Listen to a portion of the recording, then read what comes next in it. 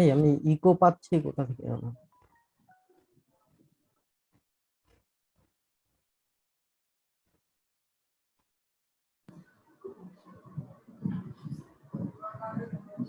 আচ্ছা, good afternoon, শুভরাত্রি সবাইকে। আমরা আজকে বাংলাদেশ সিস্টেম অ্যাডমিনিস্ট্রেটরস ফোরামের উইকলি টেকনিক্যাল সেশন, আজকে 10তম 10th। তো আজকে আমাদের সেশনের টপিক হচ্ছে securing web application using open standards. আর আজকে স্লাইডটি প্রেজেন্টেশনটি কন্ডাক্ট করবেন ইঞ্জিনিয়ার মিস্টার মেহেদি হাসান ভাই। উনি হচ্ছেন ঢাকা ইউনিভার্সিটির আইসিটি সেলের নেটওয়ার্ক ইঞ্জিনিয়ার হিসেবে কর্মরত আছেন। সো আমি ফর্মালি মেহেদি ভাইকে অনুরোধ করব আপনি সেশনটা শুরু করবেন। আর সেশনের আমাদের বেসিক রুলস হচ্ছে আমরা 1.5 ঘন্টা সময় বরাদ্দ রাখি। প্রথম 1 ঘন্টা হচ্ছে প্রেজেন্টেশন, তারপর 30 মিনিটস আমরা ওপেন ডিসকাশন অথবা কোশ্চেনারের মধ্যে যাই। আর আজকের সেশনটা ফর দ্য ফার্স্ট টাইম আমাদের যেটা ফেসবুকের পেজ আছে bdsf.org, facebook.com/bdsf.org থেকে লাইভও হচ্ছে। সো যারা জুমে জয়েন করে নাই অনেকে হয়তো লাইভ থেকে ওটা দেখতে পাবেন। সো মেহেদি ভাই, আপনার কাছে হ্যান্ড ওভার করলাম, আপনি ফর্মালি শুরু করেন। ধন্যবাদ তামিম ভাই। আসসালামু আলাইকুম। আজকে আমাদের ওয়েবিনারের টপিক হচ্ছে secure web application server using open standard. আমি মোহাম্মদ মেহেদি হাসান, বর্তমানে কর্মরত আছি নেটওয়ার্ক ইঞ্জিনিয়ার হিসেবে ঢাকা ইউনিভার্সিটিতে। আমি সেক্টরে কাজ করি 2009 সাল থেকে।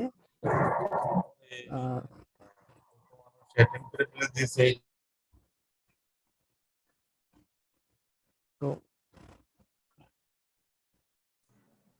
সেশনের শুরুতেই আমি আসলে অ্যাকনলেজ করতে চাই, কারণ আজকের যে টপিকসটা, এই টপিকস আইডিয়াটা আমি নেই হচ্ছে এটা 2020 সালে ইন্টারনেট সোসাইটির একটা উদ্যোগ ছিল।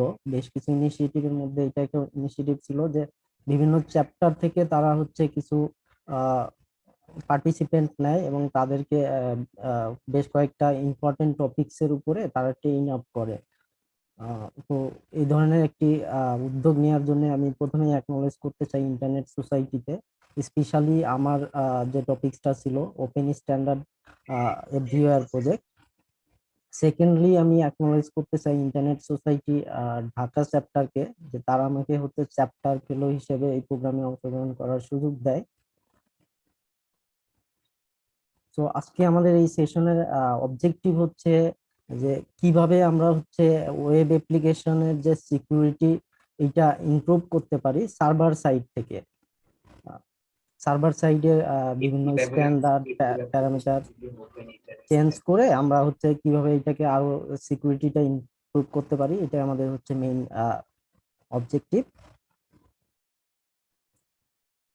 সো শুরুতে যদি বলতে চাই, তাহলে যেহেতু আমি ওপেন স্ট্যান্ডার্ড শব্দটা ইউজ করছি, তো এটার একটা ডেফিনেশন আমার মনে হয় দেওয়া উচিত। তো নর্মালি ওপেন স্ট্যান্ডার্ড বলতে এখানে বোঝানো হয়েছে যে যে স্ট্যান্ডার্ড গুলো গ্লোবালি ওপেন এবং এটা আপনি ইউজ করার জন্য কাউকে কোনো লাইসেন্স ফি বা কারো কাছ থেকে কোনো কিছু পারচেস করতে হবে না। সেকেন্ডলি হচ্ছে আমরা যেসব অ্যাপ্লিকেশন বা যেসব অপারেটিং সিস্টেম বা সার্ভার অ্যাপ্লিকেশন ইউজ করি সেগুলো যেন এটাকে সাপোর্ট করে। এবং এই স্ট্যান্ডার্ড গুলো হচ্ছে যে সব স্ট্যান্ডার্ড বডি আছে যারা স্ট্যান্ডার্ড ডিফাইন করে, তাদের মাধ্যমে হচ্ছে ডিফাইন করা। তো যদি শুরুতে সিকিউরিটি, ইনফরমেশন সিকিউরিটি থাম্ব নিয়ে বলতে চাই, তো আমরা সিকিউরিটি নিয়ে যত কথা বলি, যত কাজই করি না কেন, আমাদের মেইন অবজেক্টিভ কিন্তু এই তিনটা গোলকে অ্যাচিভ করা: এভেইলেবিলিটি, ইন্টিগ্রিটি অ্যান্ড কনফিডেন্সিয়ালিটি। তো এই তিনটা গোল যদি আমরা অ্যাচিভ করতে পারি, তাহলে আমরা কিন্তু হচ্ছে আমাদের ইনফরমেশন সিকিউরিটিটাকে ইনশিওর করতে পারি। সো এই তিনটা গোল অ্যাচিভ করার জন্যই কিন্তু আমাদের অনেকগুলো লেয়ারে কাজ করতে হয়, অনেকভাবে এটাকে প্রোটেক্ট করতে হয়। So as a system administrator হিসেবে যেহেতু আমি দীর্ঘদিন কাজ করতেছি, তো আমার সাইড থেকে যেসব বেসিক রুল গুলো আছে, যেসব বেসিক ফান্ডামেন্টাল টপিক গুলো ফলো করা উচিত, সেইগুলো আমি আজকে আপনাদের সাথে শেয়ার করব। তো প্রথমে যদি আমি অ্যাভেলেবিলিটি নিয়ে বলতে চাই, তাহলে এটা হচ্ছে কি যে যে কোনো ভাবে আমার সার্ভিস যেন সবাই অ্যাক্সেস করতে পারে। তো এটা নিয়ে কথা বলতে গেলে আহ, প্রথমেই যেটা আসে যে তাহলে IPv6 সম্পর্কে কি হচ্ছে, কারণ আমরা জানি যে আমরা almost end of the IPv IPv4 এর হচ্ছে একদম এন্ড অফ দা মোমেন্টে আছি। বর্তমানে IPv4 বরাদ্দ পাওয়াটা খুবই ক্রিটিক্যাল, এবং এটা প্রায় সব RIR এর কাছেই শেষ পর্যায়ে আছে। তো অলরেডি হচ্ছে IPv6 অ্যাডপ্ট হয়েছে, কিন্তু এটার ইমপ্লিমেন্টেশনের দিকে যদি তাকাই তাহলে দেখবো যে এখন পর্যন্ত এটা নিয়ে আমাদের খুব বেশি অ্যাওয়ারনেসও নাই এবং খুব বেশি কাজও করা হচ্ছে না। তো আপনার রিনাউন্ড ভেন্ডর গুলো ছাড়া অধিকাংশ প্রতিষ্ঠানও এখনো কিন্তু এটার ইমপ্লিমেন্টেশন নিয়ে ভাবতেছে না। আমি যদি ফুল ফেজে ইমপ্লিমেন্টেশন নাও বলি, যেসব অ্যাপ্লিকেশন আমরা হচ্ছে পাবলিকলি প্রোভাইড করি, স্পেশালি ওয়েব অ্যাপ্লিকেশনটা হচ্ছে পাবলিকলি দেয়া থাকে, যেটা যে কেউ থ্রু দা ইন্টারনেট এটাকে অ্যাক্সেস করতে পারে। তো সেই দিক থেকে কিন্তু আমরা আমাদের সমস্ত ওয়েব অ্যাপ্লিকেশন গুলো আমাদের IPv6 আছে কি নাই এটা নিয়ে কিন্তু আমাদের এখন চিন্তা করা দরকার, এবং এটা ইনশিওর করা দরকার যে আমাদের সমস্ত পাবলিক রিসোর্স বা পাবলিক সার্ভিস গুলো যেন অ্যাটলিস্ট আমরা হচ্ছে ডুয়াল স্ট্যাকে এভেলেবল করতে পারি, তারপর আস্তে আস্তে আমাদের ক্লায়েন্ট লেভেল পর্যন্ত, ইউজার লেভেল পর্যন্ত এটাকে নিয়ে যাইতে পারি। সেকেন্ডলি হচ্ছে আমরা এই ওয়েব অ্যাপ্লিকেশনের যেটা স্পিড আপের জন্য স্টিল নাও এখনো অনেক ওয়েবসাইট আছে যেগুলো হচ্ছে পুরোনো ভার্সন HTTP1 দিয়ে ব্রাউজ হচ্ছে। তো অধিকাংশ ওয়েবসাইটের কিন্তু হচ্ছে এই HTTP2 ভার্সন, যেটা লেটেস্ট ভার্সন একদম যেটা নিয়ে কাজ চলতেছে, এটা তো HTTP3 কিন্তু অলরেডি টেস্টিং লেভেলে আছে। তো HTTP2 নিয়েও কিন্তু আমরা হচ্ছে অতটা হচ্ছে অ্যাওয়ার না। আমি অনেক ওয়েবসাইট দেখছি, আপনি চেক করলে দেখবেন যে যেটা HTTP2 ইনেবল না। এটা কিন্তু আপনার ওয়েবসাইটের পারফরমেন্স অনেক ভাবে হচ্ছে ইনক্রিজ করতেছে। এই পিকচারটার দিকে যেটা দেখলে বুঝবেন যে পুরোনো ভার্সনে কি হতো, মানে একাধিক কন্টেন্টের জন্য মাল্টিপল টাইম হচ্ছে কানেকশন ক্রিয়েট করা হইতো, এবং সার্ভার থেকে সেইভাবেই হচ্ছে এক একবার এক একটা আইটেম আমাকে ডেলিভার দেওয়া হইতো। তাহলে আমি এক একবার রিকোয়েস্ট পাঠাচ্ছি, একটা করে আইটেম পাচ্ছি। এটা HTTP2 তে যেটা হচ্ছে যে আমার সমস্ত কন্টেন্ট গুলো একসাথে রেডিমেড একসঙ্গে বান্ডেল করে আমাকে দিচ্ছে। তাহলে এইটাতে যেটা হচ্ছে যে ওয়েবসাইটের লোডিং টাইমটা অনেক কমে যাচ্ছে সার্ভার সাইড থেকে। মানে এগুলো টিউনিং এর ধরেন অ্যাপ্লিকেশন লেভেলে আপনি যে ফ্রেমওয়ার্ক বা যে প্রোগ্রামিং ল্যাঙ্গুয়েজ যা কিছু ইউজ করেন না কেন, আজকে আমাদের পুরো সেশনটাই কিন্তু হচ্ছে সব ধরনের হচ্ছে অ্যাপ্লিকেশন মানে ফ্রেমওয়ার্ক বা প্রোগ্রামিং ল্যাঙ্গুয়েজের উপরই এগুলো হচ্ছে কাজ করে। তো এই দুটা টপিকস এর উপরে আমাদের হচ্ছে গুরুত্ব দেওয়া উচিত। তাহলে আমরা হচ্ছে যেমন অ্যাভেলেবিলিটিটা ইনক্রিজ করতে পারবো, পাশাপাশি হচ্ছে এই ওয়েবসাইটের যে পারফরমেন্স, লোডিং টাইমটা অনেক কমাইতে পারবো আর কি। তারপরে যদি ইন্টিগ্রিটি এবং কনফিডেন্সিয়ালিটি নিয়ে কথা বলতে চাই, প্রথমেই হচ্ছে যেটা নিয়ে বলতে হবে সেটা হচ্ছে DNS লেভেলের সিকিউরিটি। কারণ আপনার ইন্টারনেট থেকে যে কোনো কুয়েরি শুরু হয় হচ্ছে DNS কুয়েরি দিয়ে। তো আমরা যা কিছুই ইউজ করি না কেন, মোস্ট অফ দা রিসোর্স আমরা পাই হচ্ছে ডোমেন নেমের মাধ্যমে। আমরা কিন্তু কারণ আমরা জানি যে ইন্টারনেটের কমিউনিকেশনটা হয় হোস্ট টু হোস্ট, একটা লজিক্যাল অ্যাড্রেসের মাধ্যমে, যেটাকে আমরা IP অ্যাড্রেস নামে চিনি। বাট ইউজার পার্সপেক্টিভে আমরা কখনোই অ্যাপ্লিকেশন লেভেলে সবসময় ইউজ করি, মানে most of the time use করি হচ্ছে ডোমেইন নেম। পাবলিক সার্ভিস গুলো আমরা ডোমেইন নেম দিয়ে ব্যবহার করে থাকি। তো বিহাইন্ড দা সিন সবসময় আমাদের এইটা IP অ্যাড্রেসে কনভার্ট করার জন্য যে মেকানিজমটা ইউজ করা হয় সেটা হচ্ছে DNS। বাট DNS এর সিকিউরিটি নিয়ে আমরা এখন পর্যন্ত ওইভাবে অ্যাওয়ার না, এবং এটা এটা লিক হলে বা এটা হাইজ্যাক হলে যে কি হইতে পারে না হইতে পারে। কারণ আমরা অর্গানাইজেশনে অনেক ধরনের সিকিউরিটি নিয়ে চিন্তা ভাবনা করা হয়, ইভেন সিকিউরিটি পিছনে হিউজ ইনভেস্টমেন্টও থাকে, অনেক ধরনের security device, security appliance implement করা হয়। কিন্তু যেটা দিয়ে হচ্ছে পুরা কমিউনিকেশনটাই হ্যান্ডেল করা হচ্ছে, আপনার পাবলিক রিসোর্স গুলো যেটা দিয়ে ম্যানেজ করা হচ্ছে, সেই DNS অ্যাপ্লিকেশন বা DNS সার্ভার সিকিউরিটি নিয়ে অনেকেই সেইভাবে অ্যাওয়ার না। ইভেন আমার কাছে এটা মনে হয় যে এই পুরো DNS সিস্টেমটা প্রপারলি কিভাবে কাজ করতেছে, এটা আমাদের এই প্রফেশনালদের মধ্যে, যে এই প্রফেশনে অলরেডি প্রফেশনাল হিসেবে কাজ করতেছে, তার হচ্ছে ক্লিয়ার কনসেপ্টটা নাই। এটা আমি বলতে পারতেছি কারণ আমি হচ্ছে জবের পাশাপাশি ক্যারিয়ার ডেভেলপমেন্টে কিছু কাজ করি। আমি আমার এই ক্যারিয়ার লাইফে আমি অনেক মানুষের হচ্ছে বিভিন্ন ট্রেনিং প্রোগ্রাম ন্যাশনাল ইন্টারন্যাশনাল পর্যায়ে কন্ডাক্ট করছি। তো সেই ক্ষেত্রে দেখছি যে এটা হিউজ একটা কনসেপ্ট ঘাটতি আছে যারা প্রফেশনাল অলরেডি কাজ করতেছে। তো ওয়েব অ্যাপ্লিকেশনের এইটার ক্ষেত্রে আমরা ডিএনএস থেকে যে কুয়েরি গুলো পাই, এই কুয়েরি গুলো অথেন্টিক কিনা, এটার ইন্টিগ্রিটি আছে কিনা, এইটা একটা প্রাইমারি ওয়ে হচ্ছে যে ডিএনএস সেক ইনেবল থাকা আপনার ডোমেনের। এটা থাকলে যেটা হবে যে যে ইনফরমেশন আমরা হচ্ছে ডিএনএস এর মাধ্যমে পাই, এটার একটা ওয়ে আউট বের করা যায় এটা একটা লিগ্যাল নেম সার্ভার থেকে আসতেছে না এটা অন্য কোনো রগ নেম সার্ভার প্রোভাইড করতেছে বা কোনোভাবে এটা কম্প্রোমাইজ হয়েছে কিনা ডাটাটা। সেকেন্ডলি হচ্ছে আরো কিছু ডিএনএস এর কিছু ফিচার হচ্ছে ইমেল সিকিউরিটির জন্য ইউজ করা হয়, স্পেশালি এই যে এসপিএফ রেকর্ড, তারপরে হচ্ছে ইমেল সার্ভার থেকে যেন প্রত্যেকটা মেইল ইমেল সার্ভার সাইন করে দিতে পারে, এবং সেইটা আবার হচ্ছে যে রিসিভার সে যেন এটা ভ্যালিডেট করতে পারে, সেই জন্য ডিকেআইএম, তারপরে হচ্ছে যে টিএনএস এর মাধ্যমে হচ্ছে ভ্যালিডেট করার জন্য ডিমার্কসি, এই রেকর্ড গুলো ইউজ করা হয়। পাশাপাশি পাশাপাশি আরো নতুন কিছু টপিক যেমন DNS over HTTPS, DNS over TLS, এইটা যেমন ডিএনএস ওভার এইচটিটিপিএস টা ব্রাউজারে আপনি যদি কনফিগার করে দেন তাহলে আপনার আইএসপি বা যার উপর দিয়ে আপনার ট্রাফিক গুলো যাচ্ছে, এটা আপনার ডিএনএস কুয়েরি গুলোকে কেউ ট্র্যাক করতে পারবে না।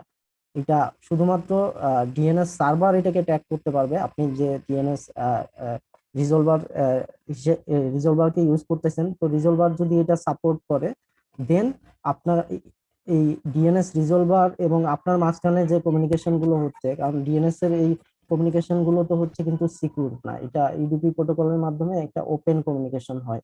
তো এটা দিয়ে কিন্তু আপনার এই মাঝখানে যে কোনো জায়গা থেকে এটা ট্র্যাক করা যায় যে এই ক্লায়েন্টটা হচ্ছে আপনি সারাদিনে কি কি ডোমেন ডিএনএস কোয়েরি পাঠাইছেন, এটা দিয়ে কিন্তু আপনার ব্রাউজিং যে লকটা এটা কিন্তু বের করে নিয়ে যায়, কারণ আপনার প্রত্যেকটা ব্রাউজিং এর জন্যই তো এক একটা ডিএনএস কোয়েরি ইনিশিয়েট হচ্ছে, তো সেইখান থেকে কিন্তু একটা রিপোর্ট বের করে নিয়ে আসা যায় যে আপনি কতগুলো ডোমেনকে হিট করছেন।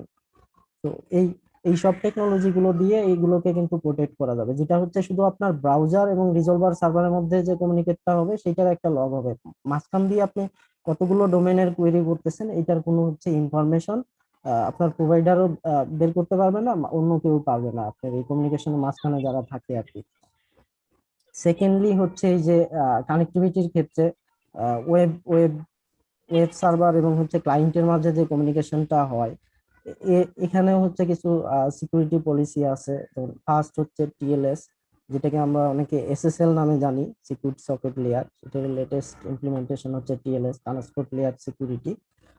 তারপরে এইচএসটিএস, এরকম আরো অনেকগুলো প্যারামিটার আছে যেগুলো আমি একটা একটা একটা করে আপনাদের সাথে শেয়ার করব, দিয়ে হচ্ছে অ্যাপ্লিকেশনের কমিউনিকেশনটাকে হচ্ছে সিকিউর করা। না, আমাদের মেইন ইন্টেনশনই হচ্ছে যে ক্লায়েন্ট এবং সার্ভারের মাধ্যমে মাঝখানে যে কমিউনিকেশন এবং যে ডাটাটা ট্রান্সফার হচ্ছে এটাকে সিকিউর করা, যে এটাকে যেন কোনোভাবে হচ্ছে কম্প্রোমাইজ করা না যায়, তারপরে এটাকে কোনোভাবে চেঞ্জ করা না যায়, সেটা ইনশিওর করা। সো এই ওয়েব অ্যাপ্লিকেশন এবং এই আরো আদার্স এই যে ইমেইলের জন্য যে স্ট্যান্ডার্ড গুলো ইউজ করা হয়, ওপেন নাম্বার ওয়ান হচ্ছে যে মডার্ন কানেক্টিভিটি আপনাকে ইনশিওর করতে হবে। যেহেতু আমাদের হচ্ছে নতুন এই ভার্সনটাকে ডে বাই ডে অ্যাডাপ্ট করতে হবে, তো আমাদের অ্যাপ্লিকেশন গুলো যেন দুইটা ওয়েতে অ্যাভেলেবল থাকে, আইপি ভার্সন 4 এবং আইপি ভার্সন 6। সেকেন্ডলি হচ্ছে আমাদের যে এই ডোমেইন সিগনেচার, মানে আমাদের যে আহ, এই ডোমেইন থেকে যে ইনফরমেশন গুলো আমরা ডিএনএস কুয়েরির মাধ্যমে রিজলভ করি, এটা এই ডোমেইন সিগনেচারের মাধ্যমে সিকিউর করতে হবে, যেন এটা ভেরিফাই করা যায় যে এটা একটা অথেন্টিক ডাটা। কারণ ডিএনএস ডাটা কিন্তু হচ্ছে আপনার পাবলিক ডাটা, রিজলভ করে যে আমি ইনফরমেশনটা পাচ্ছি এটা কিন্তু প্রাইভেটলি পাঠানোর কোনো দরকার নাই, কারণ এটা কিন্তু পাবলিক ডাটা, কিন্তু এটার অথেন্টিসিটি এবং ইন্টিগ্রিটিটার জন্যই হচ্ছে এই ডোমেইন সিগনেচারটা ইউজ করা, কারণ এটা যে আমার ডিফাইন নেম সার্ভার থেকে আসতেছে না অন্য কোথা থেকে আসতেছে সেটা আসলে ইনশিওর করা। সেকেন্ড থার্ড হচ্ছে এই যে ওয়েবসাইট গুলো এইচটিটিপিএস ইনেবল আছে কিনা এটা ইনশিওর করা। সিকিউর ওয়েব কমিউনিকেশনের জন্য। এটা আপনারা অনেকে হয়তো বলতে পারেন যে যে লেস ইম্পর্টেন্ট বা যেসব যেসব ওয়েবসাইটে হয়তো ইউজারের ক্রেডেনশিয়াল রিলেটেড ডাটা, এদের ইউজার নেম পাসওয়ার্ড এই ধরনের ইনফরমেশন পাঠানো হচ্ছে না, সেসব ওয়েবসাইট কি আসলে সিকিউর করার দরকার আছে কিনা।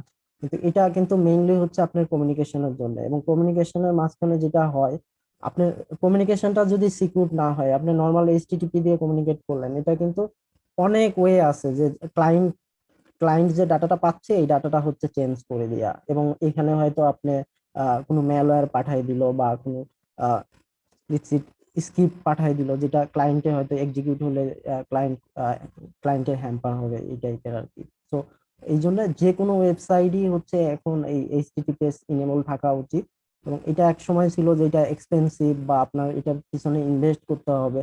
তো সেটার জন্য বেশ কিছু ওপেন সোর্স ইনিশিয়েটিভ কাজ করে, স্পেশালি যদি বলি লেটস ইনক্রিপ্ট থেকে আপনি ফ্রিতে যে কোনো ওয়েবসাইট সিকিউর করার জন্য আপনি এই এসএসএল যে সার্টিফিকেটটা এটা নিতে পারবেন, এবং এটা ইনস্টল করা এবং এটা মেনটেন করা খুবই ইজি। যে কোনো নর্মাল সিস্টেম অ্যাডমিনিস্ট্রেটর এটা পারবে। আবার বিশেষ করে যারা হচ্ছে হোস্টিং প্রোভাইডারের সার্ভিস ইউজ করেন, সেগুলোতে অটোমেটিক্যালি কিছু ফিচার আছে যে আপনার সাইটকে এটা ইনেবল করে দিবেন। তারপরে এই ডাটা যে কমিউনিকেট হচ্ছে সার্ভার থেকে ক্লায়েন্টে ট্রান্সফার হচ্ছে, এটা বেশ কিছু হচ্ছে সিকিউরিটি পলিসি আছে, সেগুলো আমি পরবর্তীতে ডিসকাস করব। আর এই যে ইমেল কমিউনিকেশনের জন্য ধরেন বিভিন্ন ধরনের ফিশিং মেইল এগুলোকে প্রোটেক্ট করার জন্য, বা আপনার ডোমেনের মেইল অন্য কেউ যেন পাঠাইতে না পারে, এইগুলোর জন্য ডিমার সি ডিকেআইএম এসপিএফ এই সার্ভিসগুলো স্পেশালি ইউজ করা হয়। আম, একটা সময় ছিল যে যখন আমি আমি নিজে ওইটা বহু সেশনে দেখাইছি যে আমি নিজে একটা মেইল সার্ভার কনফিগার করতেছি, এইটাতে আমি এটা জিমেইলের মেইল অ্যাড্রেস ইউজ করে মেইল পাঠিয়ে দিচ্ছি এবং সুন্দরভাবে সে মেইলটা রিসিভ করছে। তো এর একটা লম্বা সময় কিন্তু এরকম আমরা পার করছি যে যে কেউ যে কারো অ্যাড্রেস ইউজ করে মেইল পাঠাইতে পারতো, এবং এটার যদি সোর্স ভ্যালিডেশন না থাকতো বা এটা চেক করার অপশন গুলো না থাকতো যে অথেন্টিক সোর্স থেকে আসছে কি আসে নাই, তাহলে কিন্তু এটা আইডেন্টিফাই করা কিন্তু একটু ডিফিকাল্ট হয়ে যায়। তো এখন আপনি এই এই পলিসি গুলো না থাকলে এই সমস্যায় প্রতিনিয়তই পড়তে হয়, বিশেষ করে যারা ইমেল অ্যাডমিনিস্ট্রেটর আছেন, ইমেল সার্ভার ম্যানেজ করেন, দেখবেন যে অনেক সময়ই হচ্ছে অন্য ডোমেন আপনার মেইল রিসিভ করতেছে না, বা আপনার সবকিছু আই কোনো ব্ল্যাকলিস্ট না থাকা সত্ত্বেও হচ্ছে মেইল রিসিভ করবে না। তো এই এই পলিসি গুলো আহ, খুবই ইনফোর্স করা হয়। তারপরে হচ্ছে মেইলের ট্রান্সপোর্ট লেয়ার সিকিউরিটির জন্য এই স্টার্ট টিএলএস ডেনি এই ফিচার গুলো ইউজ করা হয়।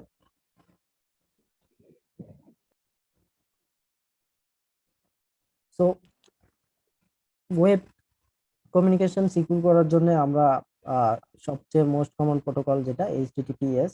সো এট ফার্স্ট আমাদের ইনশিওর করতে হবে যে আমাদের সাইটটা এইচটিটিপিএস এভেইলেবল কিনা, যে এটা এইচটিটিপিএস দিয়ে রিচ করা যায় কিনা। সেকেন্ডলি হচ্ছে কারণ আহ, এই ওয়েব অ্যাপ্লিকেশনের জন্য মোস্ট কমন পোর্ট কিন্তু হচ্ছে 80, যেটা এইচটিটিপি মানে প্লেন হাইপারটেক্সট ট্রান্সফার প্রোটোকল যেটা ইউজ করা হয়। তো এটা কিন্তু দিয়ে কিন্তু আমরা ওয়েব সার্ভারটা কনফিগার করি, তো দেন আমরা কিন্তু হচ্ছে এইচটিটিপিএস ইনেবল করি। তো এটা সেকেন্ড আমাকে এনশিওর করতে হবে যে আমার ওয়েবসাইটটা এটা রিডাইরেক্ট হচ্ছে কিনা, ফোর্সফুলি রিডাইরেক্ট হচ্ছে কিনা। কারণ এটা যদি স্টিল এইচটিটিপি দিয়েও এভেইলেবল থাকে, আবার এইচটিটিপিএস দিয়েও এভেইলেবল থাকে, তাহলে দুটা কিন্তু আপনার থাকা না থাকার মধ্যে তফাৎ থাকলো না। তো এটা ইনশিওর করতে হবে যে এটা রিডাইরেক্ট করতেছে কিনা।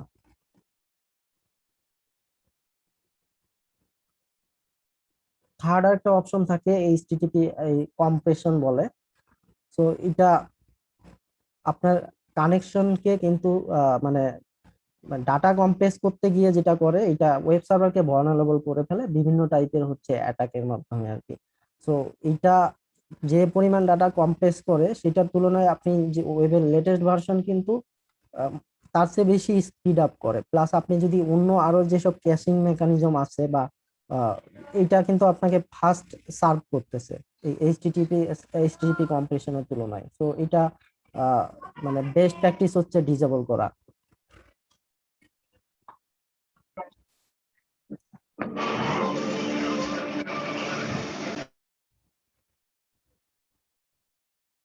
তারপরে আরেকটা অপশন আছে যে স্ট্রিক্ট ট্রান্সপোর্ট সিকিউরিটি, এইচ এইচএসটিএস। তো এটা এটা দিয়ে যেটা হয় যে আপনার এটা একটা টাইম নির্ধারণ করে দেওয়া যায়, এবং আপনি যদি একবার একটা ওয়েবসাইট এইচটিটিপিএস দিয়ে ব্রাউজ করেন, ওই এস টাইম পর্যন্ত ব্রাউজার ওটা সেভ করবে, এবং সেকেন্ড টাইম আপনি ব্রাউজ করতে গেলে দেখবেন যে এটা আবার এইচটিটিপিএস এই যাচ্ছে। ইভেন আপনি এইচটিটিপিএস না লিখলেও কিন্তু এটা অটোমেটিক্যালি, আপনি সবগুলো ব্রাউজারই ইদানিং দেখবেন যে একটা ওয়েবসাইট এইচটিটিপিএস দিয়ে ব্রাউজ করার পর সেকেন্ড টাইম কিন্তু আর আপনাকে ওই এইচটিটিপিএস লিখতেও হয় না, এবং এটা বারবার রিডাইরেক্টও করতে হয় না। এটা অটোমেটিক্যালি হচ্ছে আপনার এই এইচটিটিপিএস এর রিডাইরেক্ট করবে, এবং সেটার হচ্ছে একটা টাইম লিমিট দিয়ে দেওয়া যায়। এটাও একটা আইইটিএফ দ্বারা স্বীকৃত হচ্ছে স্ট্যান্ডার্ড প্রোটোকল। আরএফসি নাম্বার হচ্ছে 6797।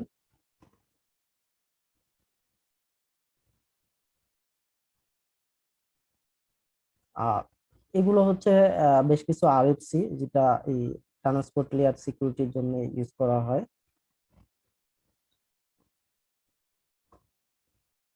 তো ট্রান্সপোর্ট লেয়ার সিকিউরিটিটাই হচ্ছে মেইনলি ব্যবহার করা হয়, যেটাই আমরা হচ্ছে এখনো অনেকে এসএসএল নামেই চিনি আর কি। যেহেতু শুরুতে এটা এসএসএল ই নাম ছিল, পরবর্তীতে এটা নামটা চেঞ্জ হয়ে টিএলএস হয়ে গেছে, ট্রান্সপোর্ট লেয়ার সিকিউরিটি। কারণ এসএসএল এর ইউজটা ছিল একমাত্র হচ্ছে এই যে ওয়েবসাইটের সার্টিফিকেট এইচটিটিপিএস এর জন্য, কিন্তু পরবর্তীতে আরো বিভিন্ন ধরনের ইমেইল কমিউনিকেশন, আরো আদার্স যেসব কমিউনিকেশন ইউজ করা হয় ট্রান্সপোর্ট লেয়ারে, এটার একটা সিকিউরিটি লেয়ার ক্রিয়েট করার জন্য এই টিএলএস টা ব্যবহার করা হয়।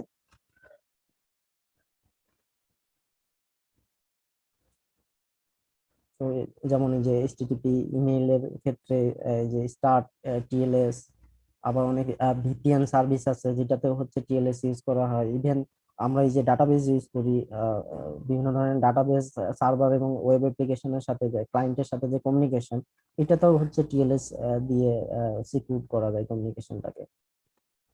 এটার একটা ডিফারেন্স আছে, যেমন এই টিএলএস কিন্তু হচ্ছে প্রোটেক্ট করে হচ্ছে কমিউনিকেশনে যে কন্টেন্ট গুলো এটাকে প্রোটেক্ট করে। এটা যে একটা নোড থেকে আরেক নোডের যে ডাটা ট্রান্সমিশনটা হয়, এটার যে ইনফরমেশন গুলো এগুলো কিন্তু কোনোভাবেই প্রোটেক্ট করে না, যেটা আইপি সেক দিয়ে যেটা করা হয়। এবং দুইটা কিন্তু দুই লেয়ারে কাজ করে, যেমন টিএলএস কাজ করে হচ্ছে ট্রান্সপোর্ট লেয়ারে, আর আইপি সেক কাজ করে ইন্টারনেট বা নেটওয়ার্ক লেয়ারে আর কি। তো এটার সাতটা ভার্সন আছে টোটাল। তো যেটা আমি আগেও বলছি যে এসএসএল দিয়ে শুরু, সিকিউর সকেট লেয়ার। তো সিকিউর সকেট লেয়ারের তিনটা ভার্সন ছিল, ভার্সন 1, ভার্সন 2 এবং ভার্সন 3। এটা নেটস্কেপ থেকে ডেভেলপ করা ছিল, এবং পরবর্তীতে এটা টিএলএস আসার পরে টিএলএস এর এখন পর্যন্ত চারটা ভার্সন আছে: 1.0, 1.1, 1.2 এবং 1.3। 1.3টাই হচ্ছে লেটেস্ট ভার্সন। এটার ক্ষেত্রে আরেকটা ইম্পর্টেন্ট জিনিস হচ্ছে যে এটা শুধুমাত্র আপনার সার্ভার সাপোর্ট করলে কিন্তু হচ্ছে না। এটা ট্রান্সপোর্ট লেয়ার সিকিউরিটি মিনস এটা কিন্তু ক্লায়েন্ট এবং সার্ভার দুইটার মধ্যে মানে দ্বিপাক্ষিক একটা বিষয় আর কি। তো সাপোজ ধরেন আমি একটা ওয়েব সার্ভার কনফিগার করলাম যেটাতে হয়তো টিএলএস 1.0 কনফিগার করা আছে, বাট আমার হচ্ছে ব্রাউজার যেটা দিয়ে আমি ব্রাউজ করতেছি অ্যাপ্লিকেশনটা, এটা আইদার মজিলা হোক, গুগল ক্রোম হোক, বা অন্য যে কোনো ব্রাউজার হোক, সে হয়তো আপনার এই এই ভার্সনটা সাপোর্ট করে না। সেই ক্ষেত্রে কিন্তু আপনি এটা দিয়ে ওই অ্যাপ্লিকেশনটাকে ব্রাউজ করতে পারবেন না। তো এটার জন্য যেটা হয় যে সিকিউরিটিতে এই এই ক্ষেত্রে অনেক সময় যে সবচেয়ে লেটেস্ট ভার্সনটাই তো আসলে সবচেয়ে সিকিউর, এটা তো বাই ডিফল্ট। কারণ পুরোনো ভার্সনে যে ভলানারিলিটিস বা সিকিউরিটি থ্রেট গুলো থাকে, ওগুলোকে ফিক্স করেই তো লেটেস্ট ভার্সনটা রিলিজ করা হয়, বা পুরোনো ভার্সনে হয়তো সেটাকে ওভারকাম করা সম্ভব হচ্ছে না, ওইটাকে আবার নতুন ভার্সনে নতুন ভাবে রিরাইট করে সলভ করা হয়। তো এরকম অনেক ক্লায়েন্ট আছে যে ক্লায়েন্ট সাপোর্ট করানোর জন্য আপনাকে পুরোনো ভার্সনটাকেও আপনার অ্যাপ্লিকেশনের মধ্যে কনফিগার করতে হচ্ছে।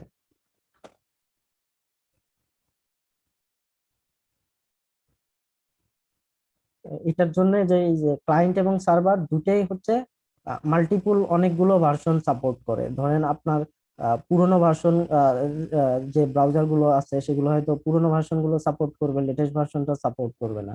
আবার লেটেস্ট ভার্সনে যে সার্ভার গুলো আছে, যে পুরোনো যে ভার্সন গুলো আহ, একদমই হচ্ছে সিকিউরিটি প্রোটেকশন দেয় না, আর মানে যেটাকে একদম ডেপ্রিকেট করার মতো অবস্থা, সেগুলো দেখবেন যে সাপোর্ট করতেছে না। আবার অনেক ভার্সন সবার কাছে জনপ্রিয় হওয়ার জন্য, অনেক ব্রাউজার যে জনপ্রিয়তা ধরে রাখার জন্য তারা সবকিছুরই হচ্ছে কম্পাটিবিলিটি দেয়।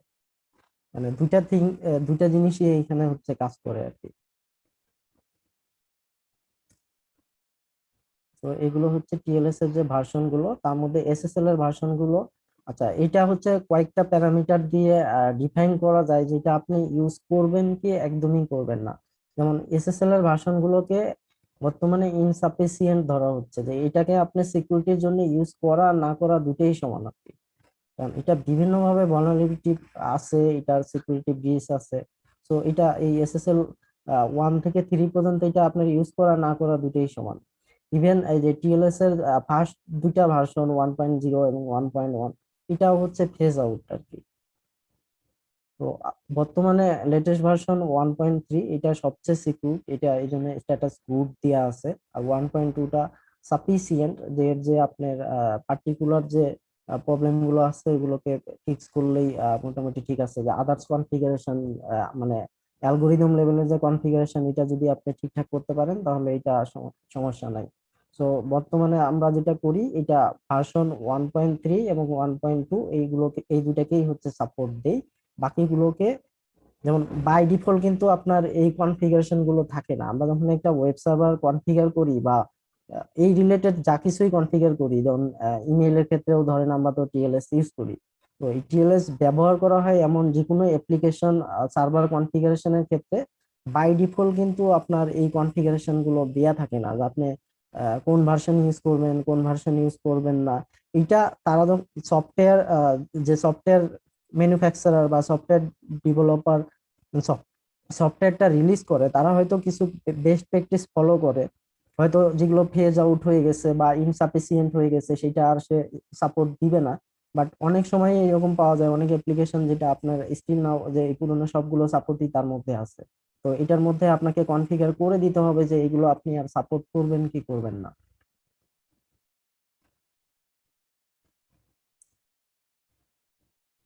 তো টিএলএস 1.3 তে আরেকটা জিনিস যেটা ইমপ্রুভ করা হয়েছে সেটা হচ্ছে এই যে কমিউনিকেশন, মানে হ্যান্ডশেকের যে মেথড গুলো ছিল। যেমন এর আগে দুইটা হ্যালো প্যাকেট পাঠানো হতো ক্লায়েন্ট এবং সার্ভারের মধ্যে, দেন হচ্ছে আদার্স যে স্টেপ গুলো এটা শুরু হইতো আর কি। মানে কিন্তু এই 1.3-তে যেটা হয় যে হ্যালোর সঙ্গে ওই প্যারামিটারটাও অ্যাড করে দেয়া হয়। এখানে দেখেন, আগেরটাতে যেখানে স্টেপ ছিল 7টা, এখানে দুটো স্টেপকে মিটিগেট করা হয়েছে। এবং এটা হিসাব করা হয় যে আপনি ধরেন সার্ভার থেকে ক্লায়েন্টের যে কমিউনিকেশন হয়, তো এটা আমরা তো অধিকাংশ সময়ই দেখি যে অ্যাটলিস্ট আমরা এই যে 50, 60, 70 এরকম মিলি সেকেন্ড হচ্ছে লাগে আমাদের একটা পাবলিক সার্ভারকে রিচ করতে। হয়তো ইনহাউস সার্ভার হলে সেটাকে আমরা লেস দেন 10 মিলি সেকেন্ডে রিচ করতে পারি। তো এরকম 50 মিলি সেকেন্ড যদি পার কমিউনিকেশন লাগে, তাহলে এই পুরো প্রক্রিয়াটা, যেমন হ্যান্ডশেকিংটা কিন্তু হয় হচ্ছে যে কোনো কমিউনিকেশনের হচ্ছে ডাটা ট্রান্সমিশন শুরু হওয়ার আগে।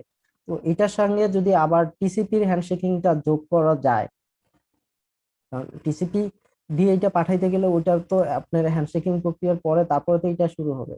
তো এইভাবে যদি চিন্তা করা যায়, তো দেখেন পার কমিউনিকেশন যদি 50 মিলি সেকেন্ড স্ট্যান্ডার্ড টাইম ধরা হয়, এটাতে যেটা সময় লাগতেছে প্রায় 300 মিলি সেকেন্ড, এটাতে সময় লাগতেছে 200 মিলি সেকেন্ড। তো 100 মিলি সেকেন্ড সময় কিন্তু কমে যাচ্ছে। তো আপনি লেটেস্ট এই টিএলএস এর ইউজ করার জন্য যে শুধুমাত্র আপনার সিকিউরিটিতেই ইনক্রিজ হচ্ছে ব্যাপারটা কিন্তু তাও না, পারফরমেন্স অপটিমাইজেশনের কিন্তু অনেক ব্যাপার থাকে লেটেস্ট ভার্সন গুলোতে।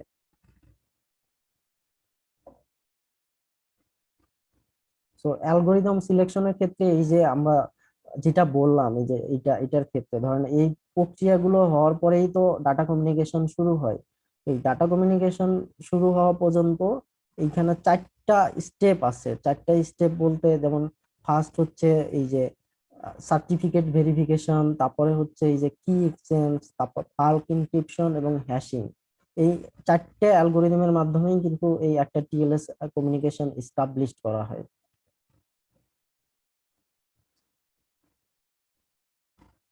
সো এট ফার্স্ট আপনাকে এই কি গুলোকে এক্সচেঞ্জ করতে হবে, দেন হচ্ছে সিগনেচার ভেরিফাই এর জন্য signature verification algorithm, certificate verification algorithm, তারপরে এই বাল্ক ইনক্রিপশন অ্যালগোরিদম, এবং ফাইনালি হচ্ছে যে কোনো হ্যাশ ভ্যালু পাঠাইতে হলে সেটাকে হ্যাশের যে অ্যালগোরিদম গুলো আছে সেটা, এখানে বেশ কিছু উদাহরণ দেওয়া আছে। বাকি ডিটেলস আমার হচ্ছে আহ, এইটার ডেমো দেখাবো, পুরো জিনিসটারই আমি আমার একটা ডেমো রেডি করা আছে। এটা আপনি কিভাবে সবগুলো অপশন ইনেবল এবং ডিসেবল করতে পারেন সেটার উপরে আপনার ওয়েবসাইটের স্কোর কিভাবে ডিপেন্ড করে, এটার একটা ডেমো আমি রাখছি, ওইটাতে আরো ডিটেলস দেখাবো আর কি।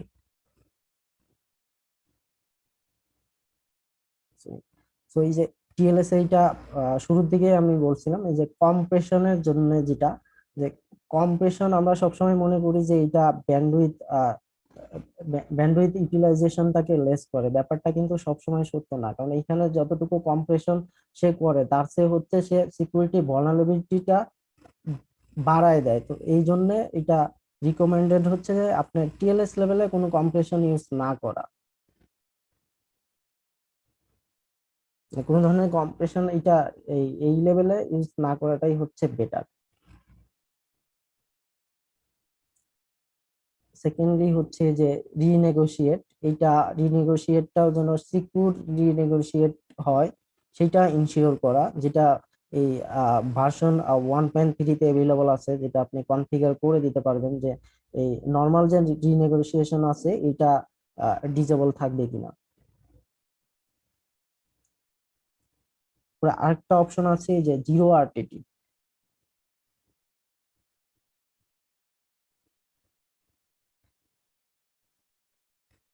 এটা আপনার ফার্স্ট প্যাকেটটার সঙ্গে এটা ইউজ করা হয়। তো এটাও হচ্ছে আহ, যেন অফ করে দেওয়া যায়, যেমন আগের ভার্সন গুলোতে এটা অফ করার অপশন ছিল না, কিন্তু 1.3-তে আপনি এটা অফ অফ করে দিতে পারবেন, এবং এটা হচ্ছে গুড প্র্যাকটিস আর কি।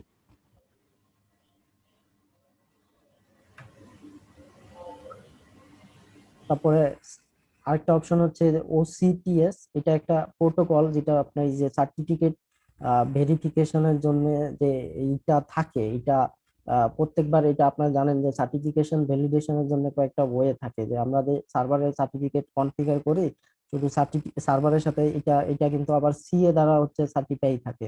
তো এটা এইটা এই অপশনটার মাধ্যমে যে আপনি প্রত্যেকবার সি এর কাছে রিকোয়েস্টটা না পাঠায় সার্ভার নিজেই আপনার এইটাকে ভেরিফাই করে দিবে। তো এটা রিকমেন্ডেড হচ্ছে যে এই ওসিপিএস এইটা অন রাখা, এটা ওয়েব সার্ভারের একটা প্যারামিটার। আপনার লেটেস্ট ভার্সন যে ওয়েব সার্ভার গুলো আছে, এটা আইদার অ্যাপাসি হোক, ইনজিনিক্স হোক, সবগুলো এগুলো সাপোর্ট করে। মেন হচ্ছে এই যে যেসব ডাটা আমরা হচ্ছে ট্রান্সফার করি ওয়েব সার্ভারের মাধ্যমে, তো ওয়েব অ্যাপ্লিকেশন গুলো ব্রাউজ করা হয়, সেইগুলোর হচ্ছে কিছু প্যারামিটার আর কি। যেমন হচ্ছে এক্সফ্রেম অপশনের মাধ্যমে ক্লিক হাইজেকিংটাকে মিটিগেট করা হয়, এটা দিয়ে হচ্ছে ব্রাউজার বুঝতে পারে যে আপনার এখানে অন্য কোনো ফ্রেম বা অ্যাড করা আছে কিনা। সেকেন্ড হচ্ছে যে এক্স কন্টেন্ট টাইপ অপশন, এটা দিয়ে আসলে এই ডিফাইন করা থাকে, ধরেন বেশ কিছু হচ্ছে আমরা তো জানি স্ট্যান্ডার্ড মাইন টাইম থাকে যে ফাইলটা কোন টাইপের আর কি, আপনি এটা ইমেজ ফাইল না ডক ফাইল না কি টাইপ, এটা প্রত্যেকটা ফাইলেরই একটা হচ্ছে টাইপ থাকে, যেটা হচ্ছে এই স্ট্যান্ডার্ড এই যে মাইন টাইপ দিয়ে হচ্ছে ডিফাইন করা থাকে। তো এই ক্ষেত্রে ধরেন হচ্ছে এক্সিকিউশনের জন্য যেটা লাগে ওয়েব অ্যাপ্লিকেশনের থেকে, যে যেসব প্রোগ্রামগুলো এক্সিকিউট হবে এটা বাদে আপনি বাকিগুলো হচ্ছে ই করে দিলে কিন্তু হচ্ছে, তো এটার জন্য এই অপশনটা ইউজ করা হয়।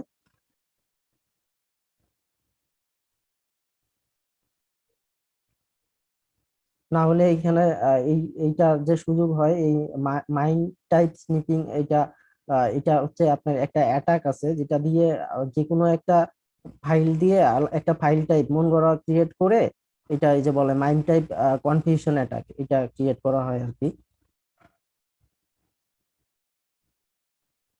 তারপরে হচ্ছে যে কন্টেন্ট সিকিউরিটি পলিসি, যেটা আপনার এই যে ক্রস সাইট স্ক্রিপ্টিং, এটা ইনেবল করবেন কি করবেন না, এই এই পলিসি দিয়ে আপনি কতগুলো অন্য ধরেন অনেক সময়ই তো হয় যে এইটা ডেভেলপাররা ভালো জানবে যে আপনার হচ্ছে অন্য জায়গায় পাবলিক সিডিএন থেকে স্ক্রিপ্ট গুলো হচ্ছে এটা দিয়ে দেওয়া হয়।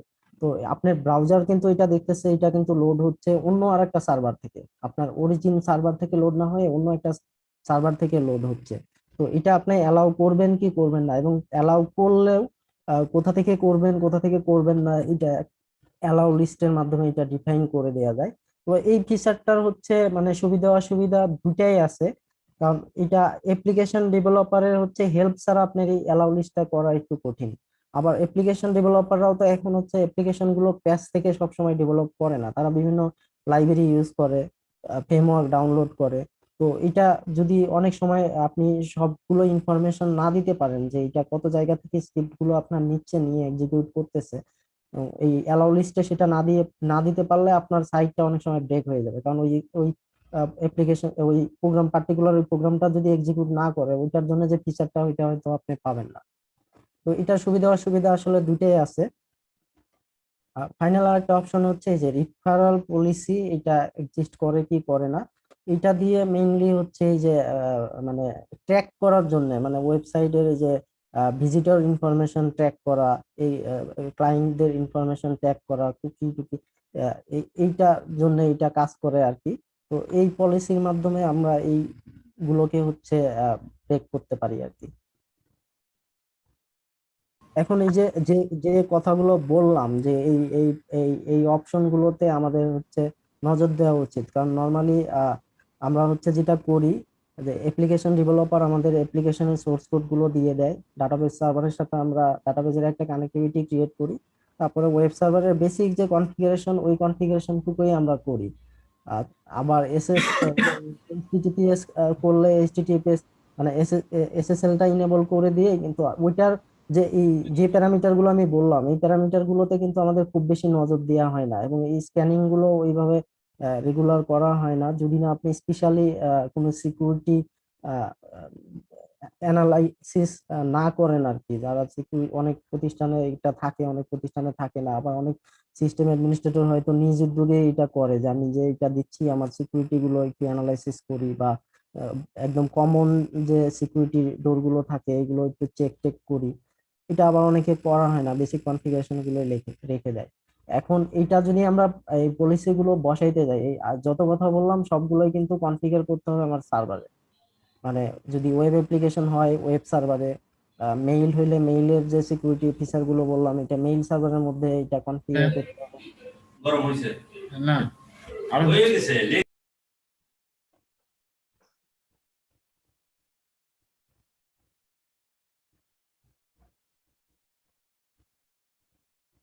তো আমরা যেসব ওয়েব অ্যাপ্লিকেশন ইউজ করি এটা প্রাইমারিলি হচ্ছে দুই ভাবে হোস্ট করা হয়। একটা হচ্ছে সেলফ হোস্টেড, এটা আমরা হচ্ছে নিজেদের অর্গানাইজেশন নিজেদের সার্ভার অথবা ভার্চুয়াল মেশিন, ফিজিক্যাল সার্ভার হইতে পারে, ভার্চুয়াল মেশিন বা ক্লাউড থেকে ভার্চুয়াল মেশিন নিয়ে সেইখানে আমরা এটা হোস্ট করতে পারি।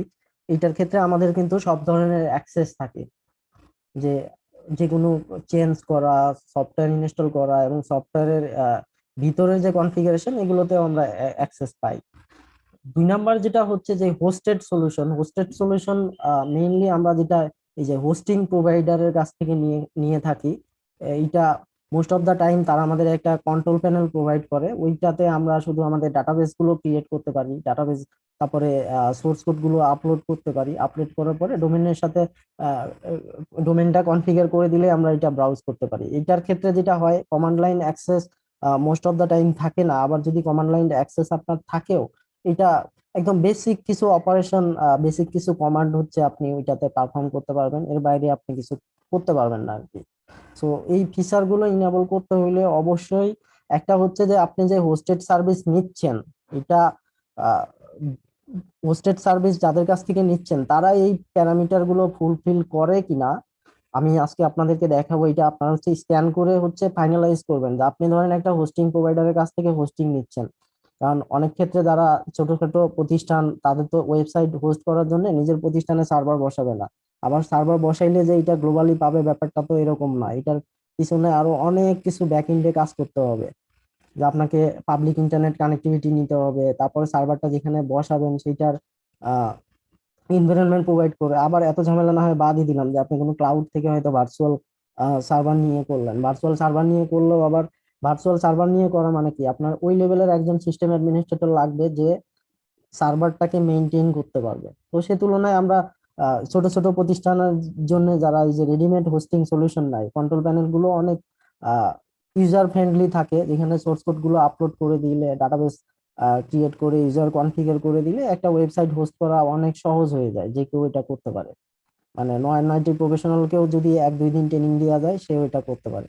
কিন্তু আপনাকে যে হোস্টিং প্রোভাইড করতেছে, সে এই এই স্ট্যান্ডার্ড গুলো কতটা মেনটেন করতেছে, সেটা ইনশিওর হয়ে নিবেন, যে তার কাছ থেকে ওই সার্ভিসটা নেওয়ার আগে বা নিলে, বা যখন আপনি তার সঙ্গে সার্ভিস নিয়ে ডিসকাস করবেন, তখন আপনি এই পয়েন্ট গুলো হচ্ছে তাকে পয়েন্ট আউট করতে পারবেন, যে আপনি এই অপশন গুলো আপনার আছে কিনা। ধর আমি HTTP2 কথা বলছি, যে তার হোস্টিং, যে হোস্টিং প্রোভাইডার আপনাকে হোস্টিং প্রোভাইড করবে, তার সার্ভার হচ্ছে HTTP2 ইনেবল কিনা, বা আরো আদার যেসব প্যারামিটার বললাম, যে IPv6 আছে কিনা তার সার্ভারে। তারপরে হচ্ছে ওইখানে DNS সার্ভিস যদি আপনাকে দেয়, কারণ মোস্ট অফ দা এই যে হোস্টিং প্রোভাইডার একটা কমপ্লিমেন্টারি DNS সার্ভিসও প্রোভাইড করে, তো সেটা DNS চেক এর যে ফিচার গুলো আছে সেগুলো সাপোর্ট করে কিনা।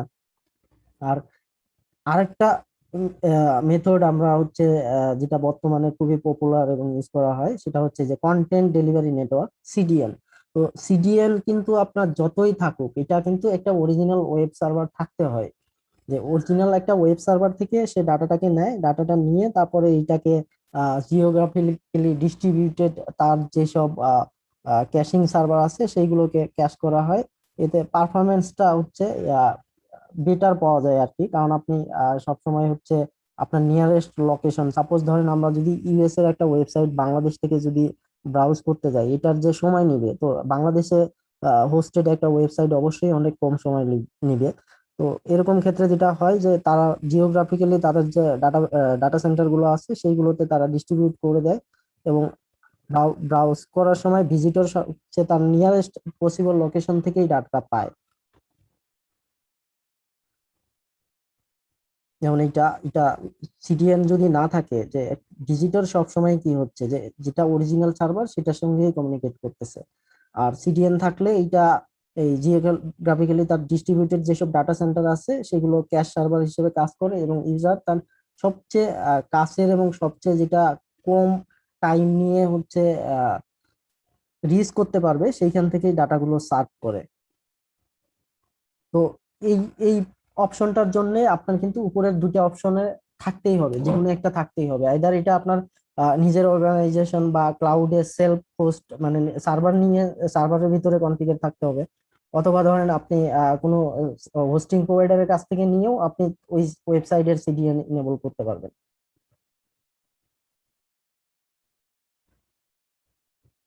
তো টেস্ট করার জন্য এইটা Internet.nl, এটা ইন্টারনেট সোসাইটি এবং আরো বেশ কয়েকটা প্রতিষ্ঠানের মাধ্যমে এটা ক্রিয়েট করা। এটা দিয়ে আমি এই যত ফিচার বললাম আপনাদেরকে, সবকিছুই আপনি অ্যানালাইজ করতে পারবেন, এবং অ্যানালাইজ করে আপনার সাইটে কোথায় কি আছে এটা বের করে নিয়ে আসতে পারবেন, এবং এটার উপর ডিপেন্ডস করে তারা আপনার ওয়েবসাইটকে একটা স্কোর দিবে। আর HTTP2 ইনেবল আছে কিনা, এটার জন্য হচ্ছে যে http2.pro, এই সাইট থেকে আপনি চেক করতে পারবেন যে আপনার সাইটে HTTP2 ভার্সন ইনেবল আছে কি নাই।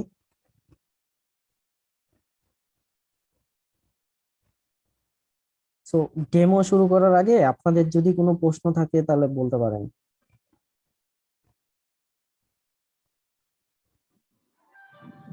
আচ্ছা, থ্যাংক ইউ মেহেদী ভাই। আমি আপনাদের যারা কোশ্চেন করতে চান একটু প্লিজ হ্যান্ড রেজ করেন, আমি কোশ্চেন অ্যাডজাস্ট করব ফেস বাই ফেস। মেহেদী ভাই, আপনি কি কোশ্চেনের পরে ডেমনস্ট্রেশন দেখাবেন? এটা কতক্ষণ? না না, ভাইয়া হ্যালো মানে আমি যে টপিক গুলো ডিসকাস করলাম এগুলোতে ডেমোতে মানে প্রত্যেকটা ধরে ধরে দেখাবো আর কি, যে কোনটার জন্য আসলে কি হয়। আচ্ছা ভাই, ডেমোর পরে কি কোশ্চেন নেবেন? আচ্ছা, আমি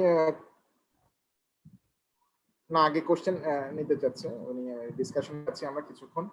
আচ্ছা, ডিসকাশনের আগে আমি একটা অ্যানাউন্সমেন্ট করতে চাই। আপনারা যারা আমাদের ফেসবুক গ্রুপ এবং পেজে ফলো করছেন তারা নিশ্চয়ই ইতিমধ্যে জেনেছেন যে আমাদের আগামীকাল সকাল 11:30টায় একটা লাইভ রাউন্ড টেবল ডিসকাশন আছে, যেটা টপিক হচ্ছে এক দেশ এক গ্রিড, কোন পথে বাংলাদেশের ইন্টারনেট। যে বাংলাদেশ বিটিআরসি যে রিসেন্টলি অ্যানাউন্সমেন্টটা দিয়েছে সারা দেশে ইন্টারনেটের এক রেট হবে, এটার প্রস এন্ড কনস নিয়ে আমরা রাউন্ড টেবিল ডিসকাশন অ্যারেঞ্জ করছি বাংলাদেশ সিস্টেম অ্যাডমিনিস্ট্রেটর ফোরামের পক্ষ থেকে, যেখানে বাংলাদেশের ইন্ডাস্ট্রি এক্সপার্টসরা থাকবেন, আইএসপি অ্যাসোসিয়েশনের লোকজন থাকবেন। সো আমরা আশা করবো আপনারা আজকে যারা জয়েন করেছেন সবাই আগামীকাল সকাল 11:30টায় আমাদের ফেসবুক এটা লাইভ সেশন আপনারা দেখবেন, এবং ওখানে যদি ইনস্ট্যান্ট কোনো কোশ্চেন থাকে কিংবা মতামত থাকে ওখানে বললে এটা আমাদের ডিসকাশন আমরা অ্যাডজাস্ট করার চেষ্টা করব। ছিল এখন প্রথমে ব্লু আইস আপনি হ্যান্ড রেজ করেছেন, আপনার কোশ্চেনটা যদি করেন মেহেদী ভাই। ধন্যবাদ। আমি জানতে চেয়েছিলাম নেটকেপ কি? আচ্ছা, এটা একটা কনসোর্টিয়াম বা কর্পোরেশন, যেটা হচ্ছে ওই আপনার এসএসএল এর ভার্সন ওইগুলোর হচ্ছে এটা মেইনটেইন করতো। মানে যদি সহজভাবে বলি তাহলে বলতে হবে যে এটা একটা অর্গানাইজেশন। Okay, thank you. আচ্ছা ভাইয়া, আমি সাইফুল ইসলাম বলছিলাম ফ্রম সেবা টেকনোলজি। জি, আমার কন্টেন্টের উপরে বেশ কয়েকটা ইনফরমেশন জানার ছিল আর কি। প্রথম কথা হচ্ছে আপনার লেটস ইনক্রিপ্ট যে আমরা ওপেন যে এসএসএলটা আমরা ইন্টিগ্রেট করে থাকি সিস্টেমে, জি, অনেক সময় করে থাকি আর কি, বাট এটা আসলে কতটুকু সিকিউর, আমি যে সিকিউরিটির জন্য করছি সেই সিকিউরিটি মেনটেন করতে গিয়ে বা ইস্যুর করতে গিয়ে আমি যখন ওপেন সোর্স কোনো এসএসএল দিচ্ছি, এটা আসলে কতটুকু সিকিউর, বা আপনার জায়গা থেকে আপনি টেস্ট করেছেন বা আপনি ইউজ আচ্ছা, করেছেন ঠিক কিনা। আছে, খুব খুব প্রথম সুন্দর প্রশ্ন। কোশ্চেন এটা আর কি। আচ্ছা, প্রথমটা আমি উত্তর দিয়ে নেই, এটা খুব চমৎকার একটা প্রশ্ন। প্রথমত হচ্ছে এইখানে কিন্তু পার্টিকুলারলি কে প্রোভাইড করতেছে তার উপরে কিন্তু ডিপেন্ডস করতেছে না যে এটা কতটুকু সিকিউর। সিকিউর হচ্ছে এইখানে কিন্তু এই যে যে টেকনোলজি গুলো ইউজ করা হচ্ছে এটা কিন্তু সবই কিন্তু ওপেন এবং স্ট্যান্ডার্ড টেকনোলজি। ধরেন এইখানে সে আপনার এই যে ট্রান্সপোর্ট লেয়ার সিকিউরিটির জন্য সে কি ইউজ করতেছে, তার অ্যালগোরিদম গুলো কি কি, যে অ্যালগোরিদম গুলো ব্যবহার করতেছে সেইগুলো কোনো ভালনারেবল অ্যালগোরিদম আছে কিনা যেটা এই লিক হয়ে গেছে, এইটার উপরে আপনার হচ্ছে ডিপেন্ডস করতেছে। তো বাই ডিফল্ট হচ্ছে লেটস এনক্রিপ্ট যেটা প্রোভাইড করে ওইটার ভিতরে সে হয়তো আমি এই যে ডিসকাস করছি যে কতটুকু সাপোর্ট আপনি দিবেন আর কতটুকু সাপোর্ট দিবেন না। সাপোর্ট যদি আমি এই যে এটার ভার্সনের কথাই বলি, সে হয়তো বাই ডিফল্ট 1.3, 1.2 এবং 1.1ও সাপোর্ট করতেছে। এটাকে আপনাকে টিউনিং করে নিতে হবে, কারণ এই কনফিগারেশন গুলো কিন্তু সে আপনাকে প্রোভাইড করতেছে। তো এটার জন্য টুলস আছে যেটা দিয়ে আপনি স্ক্যান করবেন আপনার এই ওয়েবসাইটে। ধরেন আপনার ডিফারেন্ট টাইপ অফ স্ক্যানিং এর জন্য different type of web application আছে, আমি দেখাবো যেটা ল্যাবে। তো ওইটা দিয়ে আপনি কিন্তু হচ্ছে বের করে নিয়ে আসতে পারবেন, এবং প্রত্যেকটা স্ক্যানিং টুলসই আপনাকে একটা সিকিউরিটি স্কোর দিবে আপনার ওই কনফিগারেশনের উপরে। সো আপনার স্কোর যদি কম হয় তখন আপনি এই যে আমি যেসব প্যারামিটার ডিসকাস করলাম এই প্যারামিটার গুলো আপনাকে ভাবতে হবে এবং ফিক্স করতে হবে। ধরেন আপনি লেটস ইউজ করলেন, এখন যদি এই যে যেটা ফেজ আউট, যেমন টিএলএস ভার্সন 1.1 এবং 1.0, এটা যদি আপনার ওয়েব ওয়েব সার্ভার থেকে এটা যদি স্টিল ওপেন থাকে যে এই টিএলএস ভার্সন এটা দিয়ে আপনার অ্যাপ্লিকেশনটাকে অ্যাক্সেস করা যাচ্ছে, তাহলে কিন্তু এটা ওইটা আপনি লেট সিকিউরিটি ইউজ করেন আর যে প্রতিষ্ঠানেরটা ইউজ করেন এটা কিন্তু আপনাকে সিকিউরিটিটা কমাই দিচ্ছে। তখন আপনি এটা ইনশিওর করবেন যে না, আপনি কম্প্যাটিবিলিটির জন্য, যেহেতু আমি এটা বলছি যে এটা ক্লায়েন্ট এবং সার্ভার দুই দিকেরই একটা কম্প্যাটিবিলিটি ইস্যু থাকে। তো আপনি হয়তো সার্ভারে একদম লেটেস্ট অ্যালগোরিদম, লেটেস্ট প্রোটোকল সবকিছু কনফিগার করে দিলেন, আপনার ব্রাউজার দেখে গেল ওইটা সাপোর্ট করে না, তাহলে কিন্তু দুইটা দুইটা মিলে একটা কমপ্লেক্সিটি ক্রিয়েট হয়ে যাবে। বা আপনার কাছ থেকে বিভিন্ন জায়গা থেকে রিপোর্ট আসতে থাকবে যে এই আপনার ওয়েবসাইট এটা আমি পাচ্ছি না বা এই অ্যাপ্লিকেশনটা আমি পাচ্ছি না। কারণ আমাদের এই যারা টেকনিক্যাল পার্সন আমরা এই সেক্টরে কাজ করি আমাদের কিন্তু দুটা জিনিসই হচ্ছে মাথায় রাখতে হয়। এক ফার্স্ট হচ্ছে যে ক্লায়েন্ট সার্ভিস পেলো কি পেলো না, কারণ আপনি একটা অ্যাপ্লিকেশন কত সিকিউর করছেন এটা কিন্তু আপনার ক্লায়েন্ট কখনোই আপনাকে মাপতে আসবে না, কারণ ক্লায়েন্ট হচ্ছে মোস্ট অফ দা ক্লায়েন্ট হচ্ছে জেনারেল পিপল। তো তার মাথায় কিন্তু এগুলো থাকতেছে না। তো এজ এ টেকনিক্যাল পার্সন হিসেবে আমার দুটো জিনিস নিয়েই হচ্ছে ভাবতে হচ্ছে। একটা হচ্ছে ক্লায়েন্ট যদি না পায় সেটা কিন্তু আমার আমার উপরে কমপ্লেইন রেজ করবে। সেকেন্ড হচ্ছে ক্লায়েন্টের নিরাপত্তা নিশ্চিত করা, এটাও কিন্তু আমার হচ্ছে ইথিক্স বলেন এবং রেসপন্সিবিলিটি বলেন দুটার মধ্যেই পড়ে। তো ঠিক আছে ভাই, কিন্তু ব্যাপার হচ্ছে যে আমি যেহেতু এসএসএল টাকে নরমালি আমরা পারচেজ করি, তো পারচেজ করে যে ওয়েব না না সিকিউরিটির এটা জন্য যে ফিচার শোনেন, গুলো দেওয়া আছে এই আমরা যে সার্টিফিকেটের তো সিকিউরিটি দেওয়া আছে, ইউজের পার্সপেক্টিভ তো অনেক বড়। আমরা তো ধরেন শুধু যদি আপনি পার্টিকুলারলি বলেন যে ওয়েবসাইটের এসএসএল, তাহলে বলবো যে লেটস এনক্রিপ্ট হচ্ছে গুড এনাফ আপনাকে এই সার্ভিস দেওয়ার জন্য। এখন যদি আপনি এটাকে আরো বিভিন্ন পারপসে ইউজ করতে চান, তাহলে বলবো যে তখন আপনি হচ্ছে পেইড চিন্তা ভাবনা করতে না পারেন। আমার একটা ওয়েবসাইটে যদি আমি কোনো ট্রানজাকশন করি, কোনো যে কোনো এটা অনলাইন একটা কোনো না এটা পোর্টাল হয়, সে ডাটা যে ম্যানিপুলেট করে কিনা, সে ধরেন নর্মাল, আমি জাস্ট জানার জন্য বলছি আর কি, নর্মাল ওয়েবসাইটে নর্মাল সিম্পল একটা HTML এর বা হতে পারে বা যে কোনো একটা আমার জি সেলফ আমার কোনো পরিচিতি নিয়ে একটা থাকে, কিন্তু সে যে কোনো ধরনের কন্টেন্টই থাকুক, লাস্ট ইনক্রিপ্ট কি ইনশিওর করে কিনা, সে আমার ডাটা সে ম্যানিপুলেট করে কিনা, কিংবা তার না নিশ্চয়ই এটা কোনো একটা বেনিফিট দেখেন হচ্ছে দেখেন আমাকে এসে দিয়ে। এটা শোনেন, এটা হচ্ছে আপনাকে ইনশিওর করতেছে ট্রান্সপোর্ট লেয়ার সিকিউরিটি, মানে সার্ভার থেকে ক্লায়েন্টে যাওয়া পর্যন্ত মাঝখানে কেউ হচ্ছে ম্যানিপুলেট করতে পারবে না। কিন্তু আপনার ওই অ্যাপ্লিকেশনের মধ্যে কোনো ভালনারেবিলিটি আছে কি নাই, অ্যাপ্লিকেশন ডাটার মধ্যে কি আছে, এটা কিন্তু সে ইনশিওর করতেছে না। সে ইনশিওর করতেছে সার্ভার থেকে ডাটাটা বের হয়ে ক্লায়েন্টের, মানে আপনার ব্রাউজার পর্যন্ত যে গেল, এই ব্রাউজারের সাথে সার্ভারের যে কমিউনিকেশনটা হচ্ছে সেটা সিকিউর কিনা সেটা সে ইনশিওর করতেছে। এটা আপনি হ্যাঁ ধরেন ওকে, আপনার সাথে আমি এবং অ্যাকনলেজ সেটা সেটা আপনার সেটাও ইনশিওর করতেছে, কিন্তু আপনার এই যে ট্রান্সপোর্ট লেয়ার সিকিউরিটির যে ভার্সন অ্যালগোরিদম আছে সেটার মাধ্যমে। না, যে কোনো সলিউশনে আমরা জানি আসলে আমি এটা ভুল হতে পারে, মানে গিভেন টেকেন গিভেন আর কি।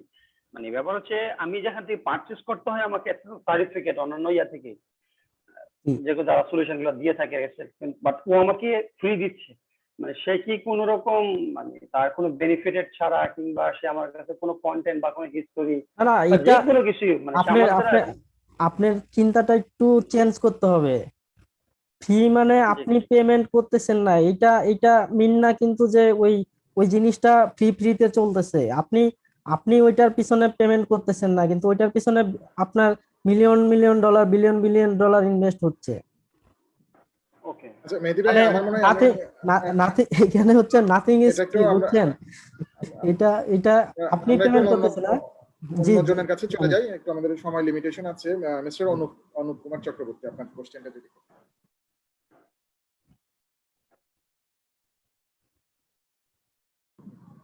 জি, আপনি আনমিউট করে কোশ্চেন করেন, mister Anup Kumar. Good evening Mehedi ভাই, জি ভালো আছেন? জি আলহামদুলিল্লাহ, শুনতে পাচ্ছি, বলেন। আমার প্রশ্নটা হচ্ছে টেস্ট টুলস নিয়ে যে এটা লিংক দেখালেন, এটা আচ্ছা আমি আসলে আমি এটা ডেমো দেখাই, তাহলে মনে হয় ভালো হবে। ডেমোটা শুরু করি, ডেমোর মাঝে আমরা প্রশ্ন প্রশ্ন আচ্ছা, ডেমোর আগে হ্যাঁ। আর কারো কি কোনো কোশ্চেন আছে একটু জি প্লিজ। থ্যাংক না ইউ। ডেমোর মাঝখান দিয়ে হচ্ছে আমরা কথা বলতে ওকে। পারবো, সমস্যা নাই। যে এই যে এইচটিটিপি 2.pro, এটা হচ্ছে আপনার যে ওয়েবসাইটটা আপনি ব্রাউজ করতেছেন, এটা তো ধরেন আমাদেরই কারণ আমরা যেহেতু সবাই টেকনিক্যাল মানুষ বসছি, সবাইকে নিজের ব্যক্তিগত হোক বা প্রতিষ্ঠানের হোক, ওয়েব সার্ভার হচ্ছে কোনো না কোনো ভাবে হ্যান্ডেল করতে হয়, ডাইরেক্টলি জড়িত না থাকলেও ইনডাইরেক্টলি জড়িত। তো এইটা আপনার প্রতিষ্ঠানের যে ওয়েবসাইটটা আছে ইন্টারনেটে, এই ওয়েবসাইটটা HTTP 2 এটা সাপোর্টেড কিনা এটা আপনি চেক করতে পারবেন এই টুলসটা থেকে, HTTP 2.pro। তো এটাতে আপনি যে কোনো, সাপোজ ধরেন আমি আমার ব্যক্তিগত ডোমেনটা চেক করতে চাই, এটা দিলেই আপনি এটা এই যে রেজাল্টটা পেয়ে যাবেন যে এটা HTTP 2 সাপোর্টেড কিনা। কারণ এইটা ইনশিওর, কারণ আমি তো বলছি যে আমাদের অধিকাংশ ওয়েবসাইট হোস্ট করা থাকে বিভিন্ন হোস্টিং প্রোভাইডারের কাছে, মানে নিয়ে কিনে আমরা হচ্ছে অ্যাকাউন্ট কিনে সেখানে আমাদের ওয়েবসাইটটা হোস্ট করে থাকি। কারণ আমার এই সাইটটাও কিন্তু একটা হোস্টিং প্রোভাইডারের কাছে হচ্ছে হোস্ট করা আছে। তো সেই হোস্টিং প্রোভাইডার হচ্ছে এই HTTP 2 প্রোটোকল সাপোর্টেড কিনা এটা আপনি চেক করে নিতে পারেন। যদি আমি ধরেন এই যে আমরা বিডিসাপ নিয়ে sub.org, আমি এটাই তো বিডিসাপের ওয়েবসাইট, তাই না?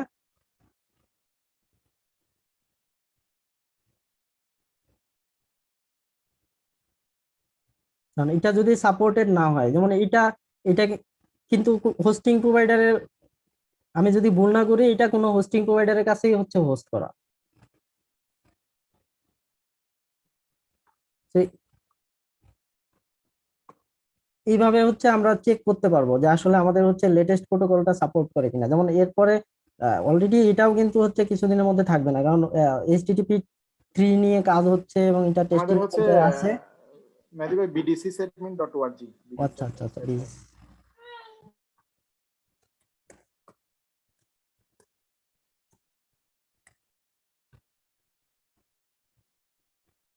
এই যে, তো এটা নট সাপোর্টেড দেখাচ্ছে। তো এটা ফিক্স করার জন্য কিন্তু মানে আহামরি যে টেকনিক্যাল কোনো কিছু দরকার তা কিন্তু দরকার নাই। কারণ এটা যদি হোস্টিং প্রোভাইডার সাপোর্ট না করে, তাহলে আমরা কিন্তু এখন হোস্টিং প্রোভাইডারকে বলতে পারতেছি যে এটা আমার এই প্রোটোকলটা সাপোর্ট নাই, আপনি এটা এই ফিচারটা ইনেবল করার ব্যবস্থা করেন, যদি আপনি হোস্টিং প্রোভাইডারের কাছ থেকে সার্ভিস নিয়ে থাকেন। আর আপনি যদি নিজে মেনটেন করেন, তাহলে আপনাকে এটা জানতে হবে যে আপনি প্রথম কথা হচ্ছে ওয়েব সার্ভার হিসেবে কোন অ্যাপ্লিকেশন ইউজ করতেছেন। কারণ মোস্ট কমন তো ইউজ করা হয় অ্যাপাসি অথবা হচ্ছে ইনজিনিক্স। তো ওইটার ভিতরে কিভাবে আপনি এই HTTP2 সাপোর্টটা দিবেন, এটাও কিন্তু খুব বেশি কঠিন কিছু না। হয়তো 10-15 লাইন বা 5-10 লাইনের একটা কনফিগারেশন হবে। তো একটা সফটওয়্যার মডিউল ইনস্টল করতে হবে, সেটাকে ইনেবল করতে হবে, করলে হয়ে যাবে। কিন্তু হলে যেটা কি হবে যে আমরা এই পারফরমেন্স হয়তো এইটা ওই রকম মানে ট্রাফিক জেনারেটেড কোনো ওয়েবসাইট না, কিন্তু যেগুলো ট্রাফিক জেনারেটেড ওয়েবসাইট, যে হিউজ ট্রাফিক আসে যেসব সাইটে, তো তাদের জন্য কিন্তু এটা মানে পারফরমেন্স টিউনিং এর জন্য খুব বড় একটা প্যারামিটার যে আপনার HTTP2 টা ইনেবল আছে কিনা। তারপরে এই যে SSL নিয়ে প্রশ্ন করলেন, দেখেন আমি এই যে দেখাচ্ছি। আমার এটা কিন্তু এই যে একটা টেস্ট সাইট আর কি, এই স্ট্যান্ডার্ড গুলো টেস্ট করার জন্য। তো এটা কিন্তু এই লেটস ইনক্রিপ্টেরই হচ্ছে নিয়ে আর কি সার্টিফিকেট দিয়ে করা। আমি দেখাই।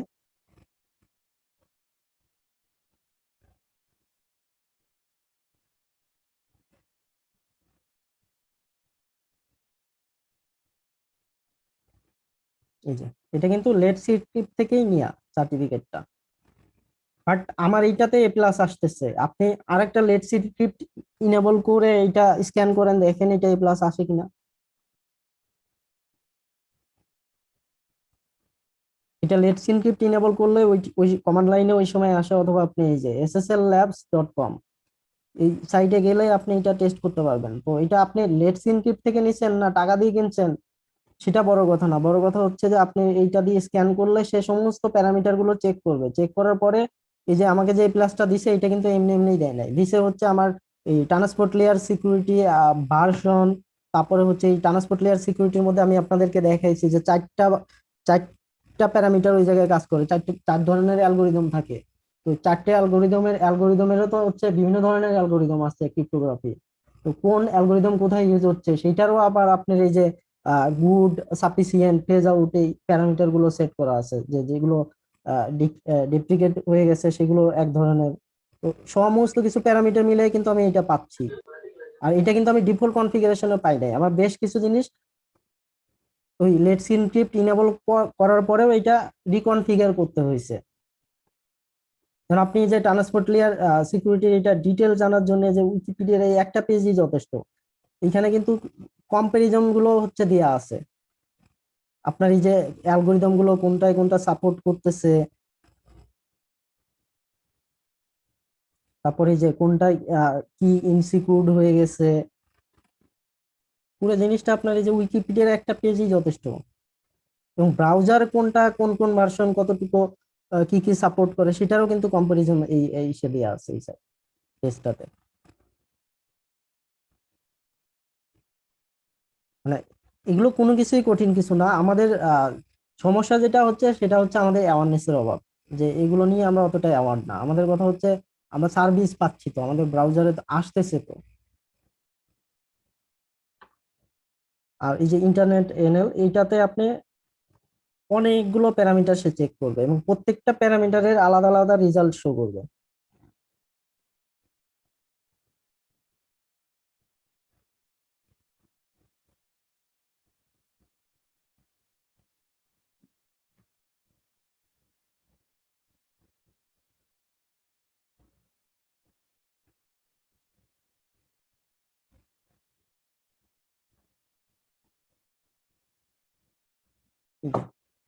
সো ইনফরমেশনের উপরে বেস করে সে কিন্তু আমাকে একটা স্কোর দিয়ে দিছে, যেমন আমার এটা স্কোর আসছে 68%। সো প্রবলেম গুলো কোথা থেকে আসছে? যেমন এক নাম্বার প্রবলেম হচ্ছে, যেমন আমার হচ্ছে নেম সার্ভার IPv6 ইনেবল আছে, বাট আমার ওয়েব সার্ভার IPv6 ইনেবল না, এটা দিয়ে IPv6 দিয়ে রিচ করা যাচ্ছে না। আমার এই ডোমেইন নেম এটা DNSSEC দিয়ে ভ্যালিডেট করা, সো এটা নিয়ে কোনো সমস্যা নাই। বাট এই যে HTTPS কিন্তু আমার এই সাইটে আছে, ইনেবল করা আছে, বাট এইখানে কিছু জায়গায় হচ্ছে ভুল আছে, মানে এটা ডিফাইন করা নাই। যেমন সাইফার অর্ডার, সাইফারের যে অ্যালগরিদম, এটার যে অর্ডার সেটা ডিফাইন করা নাই। এবং এখানে দেখেন আমি যা যা ডিসকাস করছি, যে HTTPS এট ফার্স্ট হচ্ছে ইনেবল আছে কিনা, সেকেন্ডলি হচ্ছে এটা ফোর্স রিডাইরেক্ট হয় কিনা, কারণ ফোর্স রিডাইরেক্ট না হলে তো আমি HTTPS ছাড়াই এটাকে ব্রাউজ করতে পারবো। তারপরে এই যে HTTP কম্প্রেশন এটা ডিসেবল আছে কিনা, কারণ এই বেস্ট প্র্যাকটিস গুলো কিন্তু ডিফাইন করা হয়েছে মানে যত ধরনের ইনসিডেন্ট হয় ইন্টারনেটে, মানে একদম লেটেস্ট।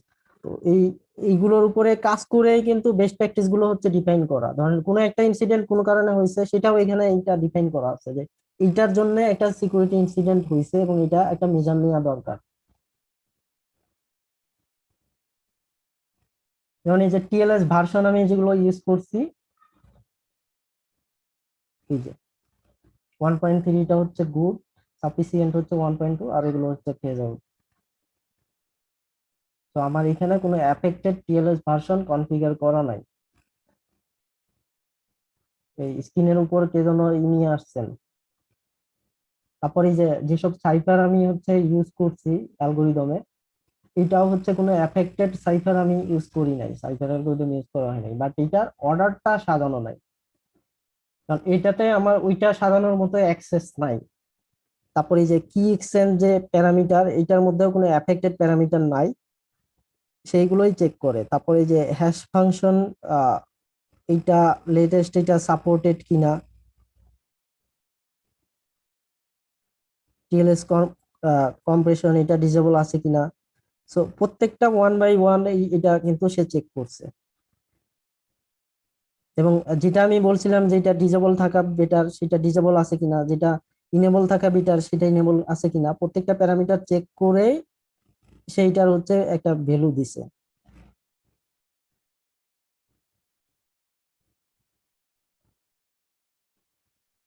সো যেটা আমার সেলফ হোস্টেড, মানে আমার হচ্ছে অ্যাক্সেস আছে, এটা টেস্ট করার জন্য আর কি, যে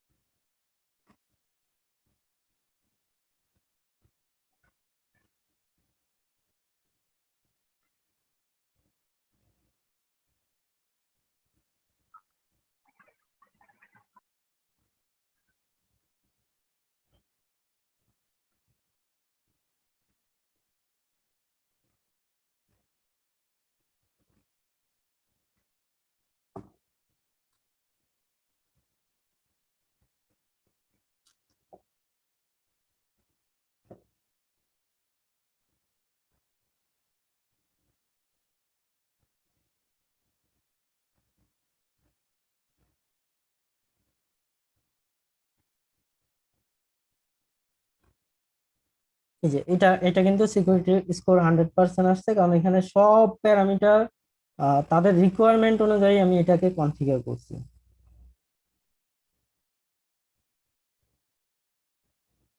মানে এটাতে আমার সুবিধা হচ্ছে যে এটা আমার ডাইরেক্ট অ্যাক্সেস আছে, আর এটা এটা আমার হচ্ছে একটা হোস্টিং প্রোভাইডারের কাছে হচ্ছে হোস্ট করা। তো ওর কাছে কিন্তু আমার সমস্ত কিছুর অ্যাক্সেস নাই। যেমন তার সার্ভারে IPv6 থাকবে কি থাকবে না, এটা কিন্তু আমি ইনশিওর করতে পারবো না, এটা হোস্টিং প্রোভাইডারই ইনশিওর করতে পারবে। তো আপনারা যখন হোস্টিং প্রোভাইডার সিলেক্ট করবেন, তখন আপনারা এইগুলো তাদের সাথে ডিসকাস করে নেবেন যে এই সাপোর্ট গুলো তারা দেয় কিনা। যেমন এই যে যদি DNSSEC এর কথা বলি, এখানে আবার আরেকটা প্রবলেম আছে যে আমাদের .bt ডোমেইনটা এখন পর্যন্ত হচ্ছে DNSSEC ক্যাপাবল না। তো আমরা হচ্ছে নিচের দিকে যতই এটা কনফিগার করি, এটা ততক্ষণ পর্যন্ত কাজ করবে না যতক্ষণ পর্যন্ত এই .bt ডোমেইন নেম সার্ভার এটা এই DNSSEC তারা ইনেবল করবে এবং তার কাস্টমারদেরকে হচ্ছে সার্টিফাই করার জন্য যে ট্রাস্ট রিলেশনশিপ বিল্ড আপ করতে হয়, সেই ফিচারটা তারা ইনেবল করবে।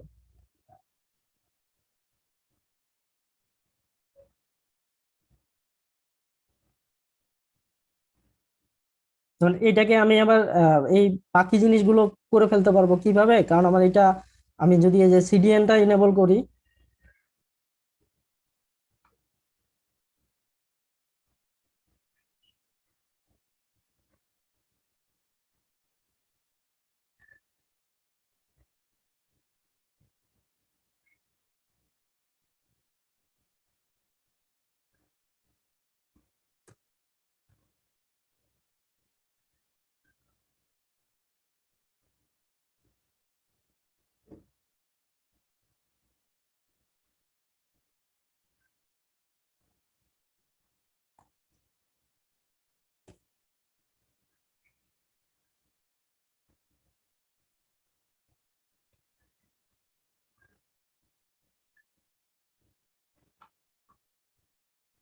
সিডিএন ইনেবল করলাম, কারণ ওই সিডিএন এর মধ্যে আবার আমার এই প্যারামিটার গুলো মানে এই সমস্ত প্যারামিটার কনফিগার করার অপশন আছে।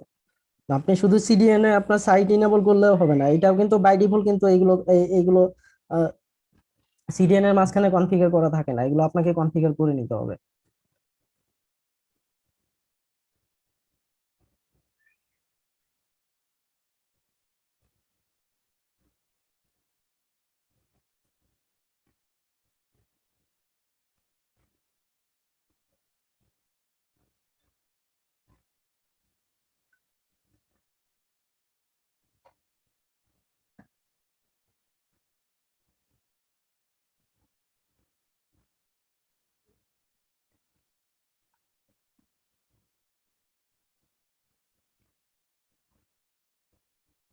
আচ্ছা, ওইটা এখনো আপডেট হয় নাই, এটা একটু সময় লাগবে, কারণ ডিএনএস এন্ট্রি চেঞ্জ করা হয়েছে তো। তো 2-3 মিনিটের মধ্যে হয়ে যাবে। আপনাদের প্রশ্ন থাকলে বলেন, আমরা প্রশ্নগুলো নিয়ে নেই। মেহেদি ভাই, একটু প্রশ্ন ছিল। জি বলেন। মানে আমি জানতে চাচ্ছিলাম যে আমরা তো ওয়েবসাইট বিভিন্ন জন বিভিন্ন ভাবে বাইরে হোস্টিং করে রাখি, এবং আমরা জাস্ট কন্ট্রোল প্যানেলে আমাদের লগ ইন থাকে, সেই অনুসারে আমরা কন্টেন্ট আপডেট করি বিভিন্ন সময়। তো এখন আমি জানতে চাচ্ছি যে আমার ওয়েবসাইটটা যদি থার্ড পার্টি কেউ কন্ট্রোল নেওয়ার চেষ্টা করে, আই মিন হ্যাকিং, তাহলে সেটা এমন কি কোনো টুল আছে যে আমার ওয়েবসাইটটা হ্যাক করার ট্রাই করছে কারা কারা, এবং এরকম কোনো সেটিংস আছে যারা একাধিকবার কন্ট্রোল নেয়ার চেষ্টা করলে সেই আইপি থেকে সে ব্লক করে দেওয়া হবে বা অটোমেটিক ব্লক হয়ে যাবে? এটা এটা বিষয়ে একটু। এটা হচ্ছে আপনার অনেকগুলো ওয়ে আছে। একটা সাইট বা একটা সার্ভার কম্প্রোমাইজ করা মানে অ্যাক্সেস নিয়ে নেওয়া, এটা কিন্তু একটা সিঙ্গেল ওয়েতে সম্ভব না, এটা অনেকগুলো ওয়ে আছে, অনেকগুলোর মাধ্যমে এটা করা সম্ভব। তো ওই সবগুলো প্যারামিটার আপনাকে ইনশিওর করতে হবে, যেগুলো অলরেডি ফাইন্ড আউট। মানে জি সিকিউরিটি টপিকসটা হচ্ছে এরকম যে এটা কিন্তু আহ, কখনোই সলভ হওয়ার মতো কোনো জিনিস না, টপিকস না, যে আপনার যে আমি এটা বললাম মানে এই ওয়েবসাইট আর কখনোই হ্যাক করা যাবে না বা কখনোই এটা সিকিউরিটি কম্প্রোমাইজ করা যাবে না। ব্যাপারটা হচ্ছে আমরা কতটুকু ম্যানেজ করতে পারলাম হচ্ছে সেটা। তো এই যে যে বেস্ট প্র্যাকটিস গুলো সাজেস্ট করা হয়, এটা হচ্ছে কোনো না কোনো ভাবে যে মাধ্যম ব্যবহার করে ওই ওই সাইট বা অ্যাপ্লিকেশনের সিকিউরিটি হ্যাম্পার করা হয়েছে, ওইগুলো নিয়ে কিন্তু ডিসকাস করা হয়। কিন্তু ভবিষ্যতে যে আরো ওয়ে আউট বেরোবে না এটার নিশ্চয়তা কিন্তু কেউ দেয় না। এই জন্যই কিন্তু আপনাকে রেগুলারলি হচ্ছে সফটওয়্যারের অপারেটিং সিস্টেম আপডেট করতে বলা হয়। সফটওয়্যার যে অ্যাপ্লিকেশন ইউজ করতেছেন মানে যে অ্যাপ্লিকেশন সফটওয়্যার ইউজ করতেছেন ওইটা নিয়মিত আপডেট করতে বলা হয়। এগুলো সবকিছু আবার ধরেন কম্প্রোমাইজ করার তো অনেক ওয়ে আছে। আপনি জি অনেক দামি অ্যান্টিভাইরাস কিনছেন, অনেক দামি সিকিউরিটি ডিভাইস কিনছেন, আপনার ইউজার নেম পাসওয়ার্ড ধরেন একটা normal user name normal password দিয়ে রাখছেন, এমন পাসওয়ার্ড দিয়ে রাখছেন যে 5 মিনিটে ওটা হাতায় নেওয়া যায় বা ব্রেক করা যায়। তো ওইখানে কিন্তু এইসব প্যারামিটার আপনার কোনো কাজে আসবে না। জি। তারপরে আপনার অ্যাপ্লিকেশনের মধ্যে যে কোডিং স্ট্রাকচারের মধ্যেও তো অনেক কিছু আছে, যে বাগ আপনি থাকতে যে পারে। ফ্রেমওয়ার্কটা ইউজ করতেছেন তার মধ্যে কোনো ভালনারেবিলিটি আছে কিনা। এটা অনেকগুলো ওয়ে আছে, বাট এইটা আমি যেগুলো আজকে যেটা ডিসকাস করতেছি এটা হচ্ছে যে আপনার অ্যাপ্লিকেশন সার্ভারে যে স্ট্যান্ডার্ড প্রোটোকল গুলো ইউজ করা হয়, স্ট্যান্ডার্ড যে কনফিগারেশন গুলো থাকে বা যে ফিচার গুলোর দিকে নজর দেওয়া উচিত, সেগুলো নিয়ে ডিসকাস করতেছি। এইগুলো যদি আপনি ইনশিওর করতে পারেন, অন্তত এইগুলোর কারণে আপনার হচ্ছে সিকিউরিটি রিস্ক গুলো হবে না। কিন্তু এইটা মিন করে না যে আপনার হচ্ছে ওয়েবসাইট হ্যাক হয়ে যাবে কি যাবে না। আপনার ডাটাবেস সার্ভার হ্যাক হয়ে যাইতে পারে। আপনার যে ল্যাঙ্গুয়েজ ইউজ করে আপনি ওই অ্যাপ্লিকেশনটা লিখছেন সেটার সিকিউরিটি বাগ থাকতে পারে, সেটা দিয়ে আপনার সাইট হাতে নেওয়া যাইতে পারে। কারণ তারা এটা ভাইয়া কমিউনিকেশন লেভেলে সিকিউরিটিটা ইনশিওর করতেছে এটা। আবার হয়তো ওপেন ওপেন জি বলেন। হ্যালো।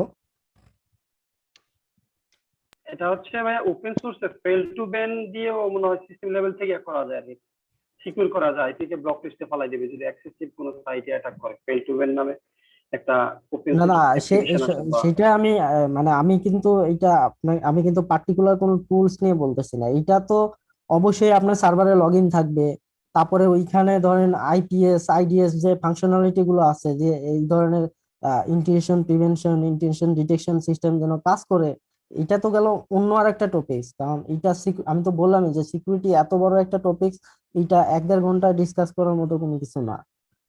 কারণ আমি পার্টিকুলারলি আজকে ডিসকাশনটা হচ্ছে যে আপনার ওয়েব সার্ভারের কোন কোন প্যারামিটারের দিকে আপনার নজর দেওয়া উচিত, যেগুলো সচরাচর আমরা মানে মাথায় রাখি না, চিন্তা ভাবনাতে রাখি না, সেই অপশন গুলো নিয়ে আমি আজকে ডিসকাস করতেছি। বাট আপনি ওই কোন সিকিউরিটি অ্যাপ্লায়েন্স ইউজ করবেন কিনা বা সিকিউরিটি অ্যাপ্লায়েন্স আপনাকে কতটুকু প্রোভাইড করবে, সেটা তো গেল অন্য ইস্যু। কারণ ওইটাতে আপনি যদি সিকিউরিটি অ্যাপ্লায়েন্স ইউজ করেন সেটাতে আরো কিছু ফাংশনালিটি থাকবে, যে আপনি যেমন হচ্ছে এই যে ডিডট অ্যাটাক, এইটাই এগুলো এমপ্লিফিকেশন অ্যাটাক, তারপরে হচ্ছে কোনো ইন্টিগ্রেশন ডিটেকশন আছে কিনা সেগুলো এগেইনস্টে অ্যাকশন নেওয়া, এগুলো এগুলো তো থাকবে। আবার আপনি যদি ফ্রি ফ্রি ওপেন সোর্স টুল দিয়েও করতে চান সেটা আলাদাভাবে ইউজ করতে হবে। কিন্তু এটা গেল হচ্ছে শুধু সার্ভার সাইডে, মানে একটা ওয়েব সার্ভার বা ওয়েব অ্যাপ্লিকেশন সার্ভার সাইডে যে কনফিগারেশন গুলো সেটা। জি, থ্যাংক ইউ।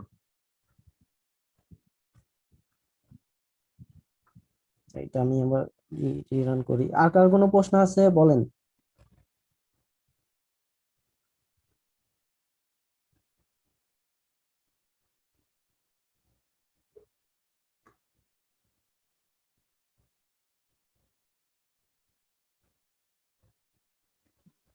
আর কারো যদি কোশ্চেন থাকলে আপনারা হ্যান্ড রেজ করে প্লিজ একটু পরিচিতি কোশ্চেন করেন।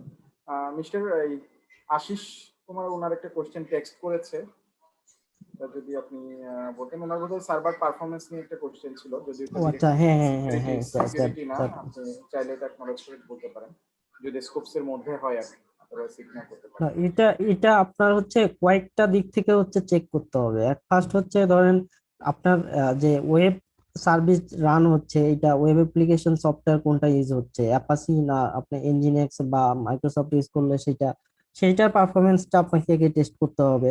তারপরে আপনার যে সার্ভারের সাথে যে কানেক্টিভিটি, ইন্টারনেটের যে কানেক্টিভিটি, সেটার জন্য স্লো হইতে পারে।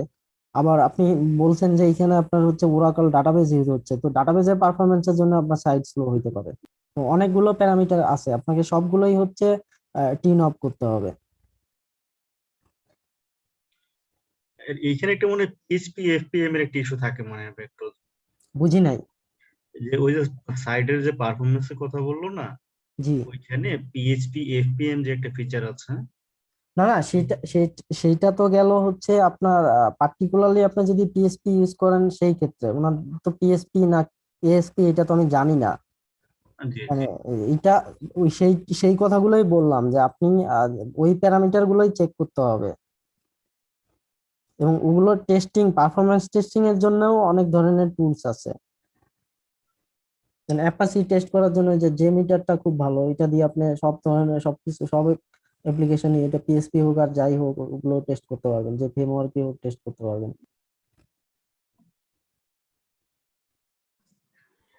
মেহেদি ভাই, ফেসবুকে একটা কমেন্ট এসছে, মিস্টার শামিনুল পলাশ উনি জানতে চেয়েছেন, most of the organisations are using web scanner, do they verify this points? মানে ওয়েব স্ক্যানার কি এই পয়েন্টগুলো ভেরিফাই করে কিনা, বোধহয় এটাই বুঝাতে চাচ্ছিলাম। না, এখানে যে প্যারামিটার গুলো ফাইন্ড আউট করছি, আমি পয়েন্ট আউট করছি, এই টুলসে যেটা দেয়া আছে এগুলো নিয়ে আমি ডিসকাস করছি। এইগুলো দেখবেন মোস্ট অফ দা স্ক্যানারই সাপোর্ট করতেছে, কোনোটা হয়তো কম বেশি করতে পারে, আরো দুই একটা এডিশন থাকতে পারে, কিন্তু একদম এটা একদম স্ট্যান্ডার্ড ধরে এটা ডিফাইন করা আর কি। কারণ এইখানে যেমন আপনি এই যে এসকিউএল ইনজেকশন ওই টাইপের কোনো স্ক্যানিং কিন্তু এইখানে হচ্ছে না, বা আরো আদার্স যেসব সিকিউরিটি প্যারামিটারস থাকে একটা অ্যাপ্লিকেশনকে কম্প্রোমাইজ করা, সেগুলো কিন্তু নাই। এটা কিন্তু শুধুমাত্র সার্ভার সাইড থেকে, মানে আমি যদি পার্টিকুলারলি বলি কমিউনিকেশন লেয়ারে যে কাজগুলো হয়, কারণ কমিউনিকেশনে অ্যাভেলেবিলিটির জন্য আমার হচ্ছে IPv4 IPv6 আছে কিনা, সেকেন্ড হচ্ছে এই যে ট্রান্সপোর্ট লেয়ারে যে কমিউনিকেশন গুলো হয়, ট্রান্সপোর্ট লেয়ারে যে প্রোটোকল যে অ্যালগোরিদম গুলো ইউজ করা হয়, সেইটা স্ক্যানিং করার জন্য এইটা বেস্ট।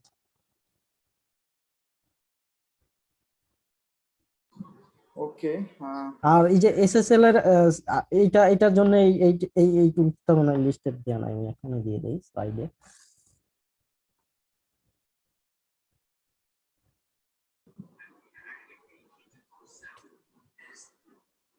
SSL ল্যাব, এটা থেকে হচ্ছে SSL এর ডিটেইলসটা স্ক্যান করা যাবে, যে SSL সার্টিফিকেট যেটা ইউজ করা হচ্ছে সেটা কতটা সিকিউর।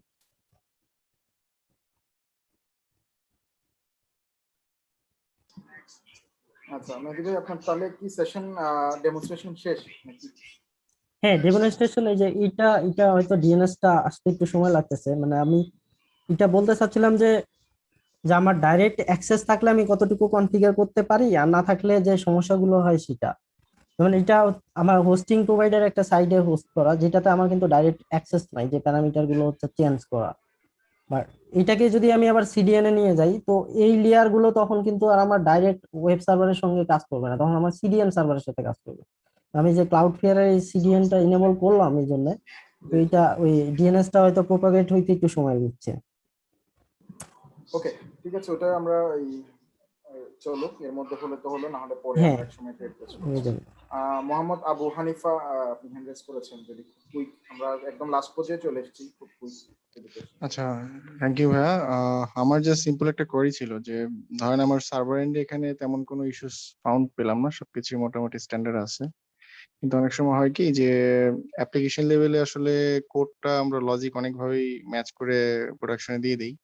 তো সেক্ষেত্রে আসলে অ্যাপ্লিকেশন লেভেলে আসলে কোনো কোডিং এর কোনো ইস্যুর কারণে আমার অ্যাপ্লিকেশন স্লো পারফর্ম করছে কিনা, বা আদৌ এখানে কিছু কিছু জিনিস ডিসক্লোজ হয়ে গেছে যেটা আসলে আরো একটু আপডেট করা দরকার, এই ক্ষেত্রে কোনো সাইট আছে যেখান থেকে আমরা এই ধরনের আপডেট পেতে পারি? এটা আপনার হচ্ছে অ্যাপ্লিকেশন ডেভেলপাররা ভালো বলতে পারবে, আমি হচ্ছে অ্যাপ্লিকেশন ডেভেলপমেন্ট নিয়ে অত বেশি কাজ করি না, তো মানে কাজ করি না বলতে করাই হয় না।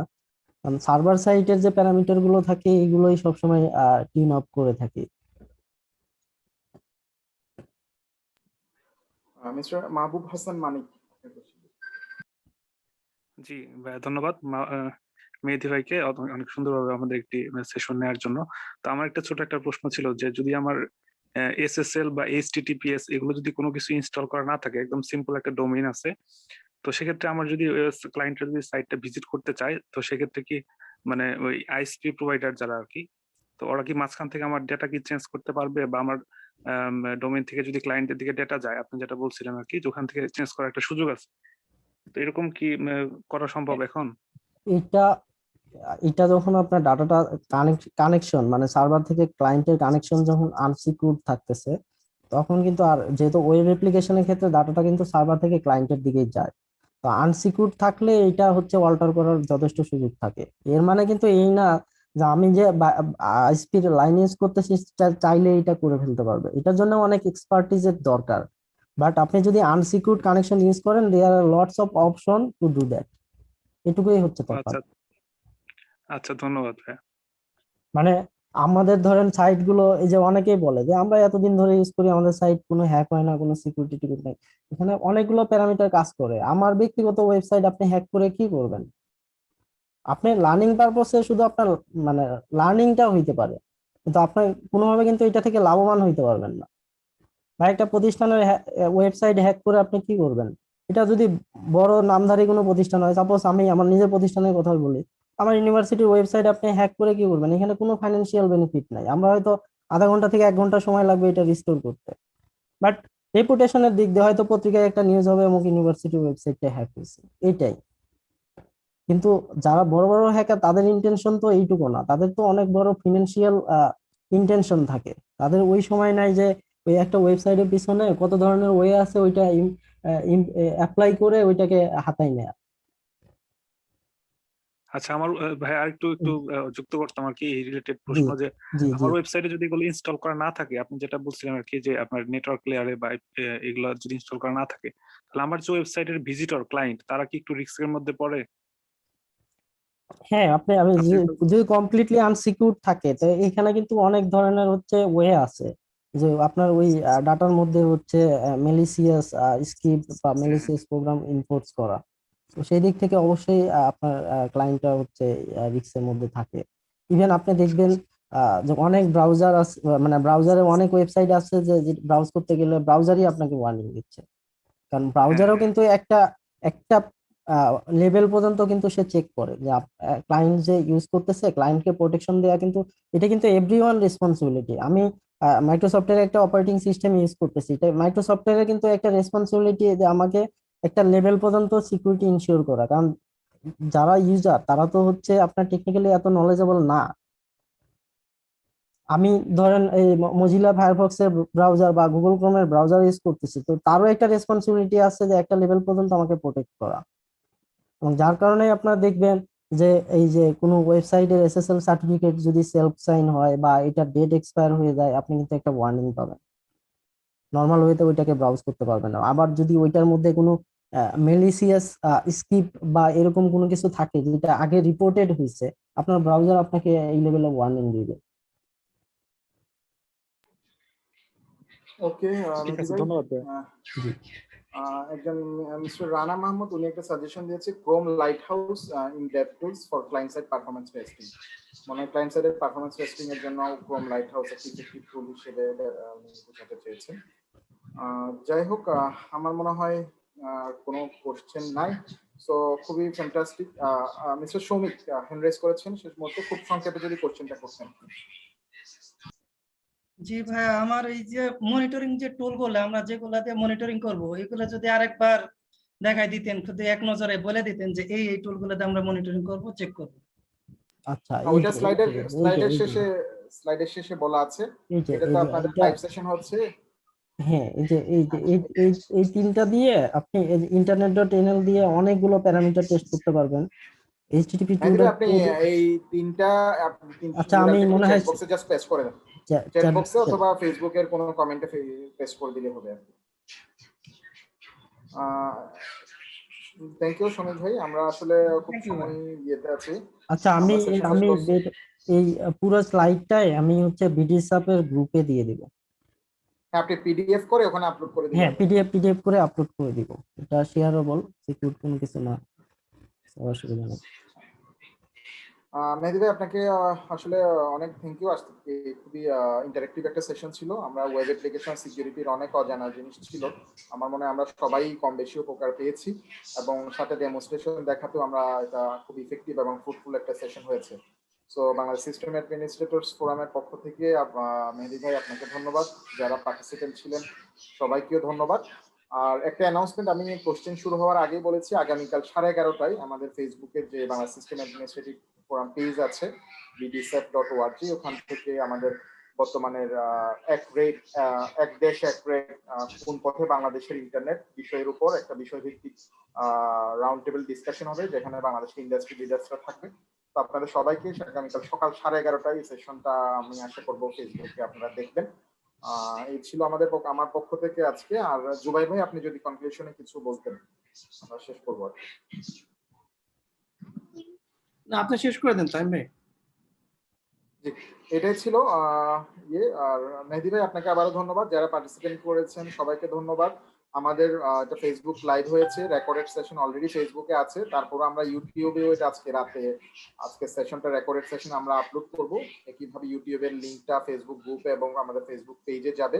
আর হয়তো কালকের মধ্যে মেহেদী ভাই আজকে সেশনের পিডিএফটাও আপলোড করে দিবে। সো এটার কন্টেন্ট রিলেটেড আর যদি কোনো কোশ্চেন থাকে আমাদের ফেসবুক গ্রুপে কমেন্টসে করলে ওটা অবশ্যই মেহেদী ভাই অ্যাকনলেজ করবে এবং অ্যাকর্ডিংলি হি উইল অ্যান্সার এই টপিকের উপর। আর একইভাবে আগামী শুক্রবার 11 থেকে আমাদের উইকলি সেশন 11 11তম একটা সেশন হবে, খুব সম্ভবত AWS এর উপর। ওটাও আমরা টাইম টু টাইম আপনাদেরকে ফেসবুক গ্রুপ এবং পেজে সার্কুলেট করবো। সো আগামীকালকের সেশনের জন্য সবাইকে আবারও আমন্ত্রণ জানাচ্ছি। তো এই ছিল আমার পক্ষ থেকে। গুড নাইট সবাইকে, শুভরাত্রি, আল্লাহ হাফেজ। আর যদি মেহেদী ভাই আপনার যদি কিছু বলার থাকে বলতে পারেন, আমরা শেষ করছি। না, থ্যাংক ইউ তামিম ভাই, আপনাকেও ধন্যবাদ আমাকে ইনভাইট করার জন্য এরকম একটা সুন্দর সেশন। আর সবচেয়ে আহ, বড় থ্যাংক ইউ দেবো এই জন্য যে এরকম একটা উদ্যোগ নেওয়ার জন্য। কারণ এই কোভিড টাইমে যেটা হয়, দিনের বেলা প্রোগ্রাম গুলো করলে অনেকেই জয়েন করতে পারে না, অফিসিয়াল অনেক অ্যাক্টিভিটি থাকে। কারণ ফিজিক্যাল অফিসের চেয়ে হোম অফিসে আরো হচ্ছে জ্বালা যন্ত্রণা বেশি থাকে অনেকে, বিশেষ করে আইটি পার্সেন্টের। তো এই ফ্রাইডে তে রাত্রেবেলা এবং কন্টিনিউয়াসলি প্রতি সপ্তাহে এরকম রেগুলার টেকনিক্যাল সেশন করা, এটা অবভিয়াসলি সবাইকে হেল্প করবে। আমি নিজেও হচ্ছে কোনো সেশনে না থাকতে পারলে ভিডিও গুলো দেখি এবং নতুন নতুন অনেক কিছু শিখতেছি, জানতেছি। তো অন্য যারা জয়েন করছেন তারাও মনে করি যে অনেক নতুন নতুন বিষয় টপিক সম্পর্কে জানতে পারবেন। কারণ এই টপিক গুলো এরকম হয় যে যারাই প্রেজেন্ট করে এটা কিন্তু একদিনে কেউই শিখতে পারে না, বা একদিনে কোনো একটা কোর্স বা ট্রেনিং থেকে শেখা সম্ভব হয় না। কাজ করতে করতে নিজের এক্সপিরিয়েন্স থেকে অনেক কিছু হচ্ছে গ্যাদার করতে হয়। তো যারা পার্টিসিপেন্ট ছিলেন সবাইকে ধন্যবাদ, যে ধৈর্য ধরে আপনারা থাকছেন, জিনিসগুলো বোঝার চেষ্টা করছেন। ঠিক আছে, থ্যাংক ইউ সবাইকে, গুড নাইট। জি, সবাইকে গুড নাইট, আল্লাহ হাফেজ।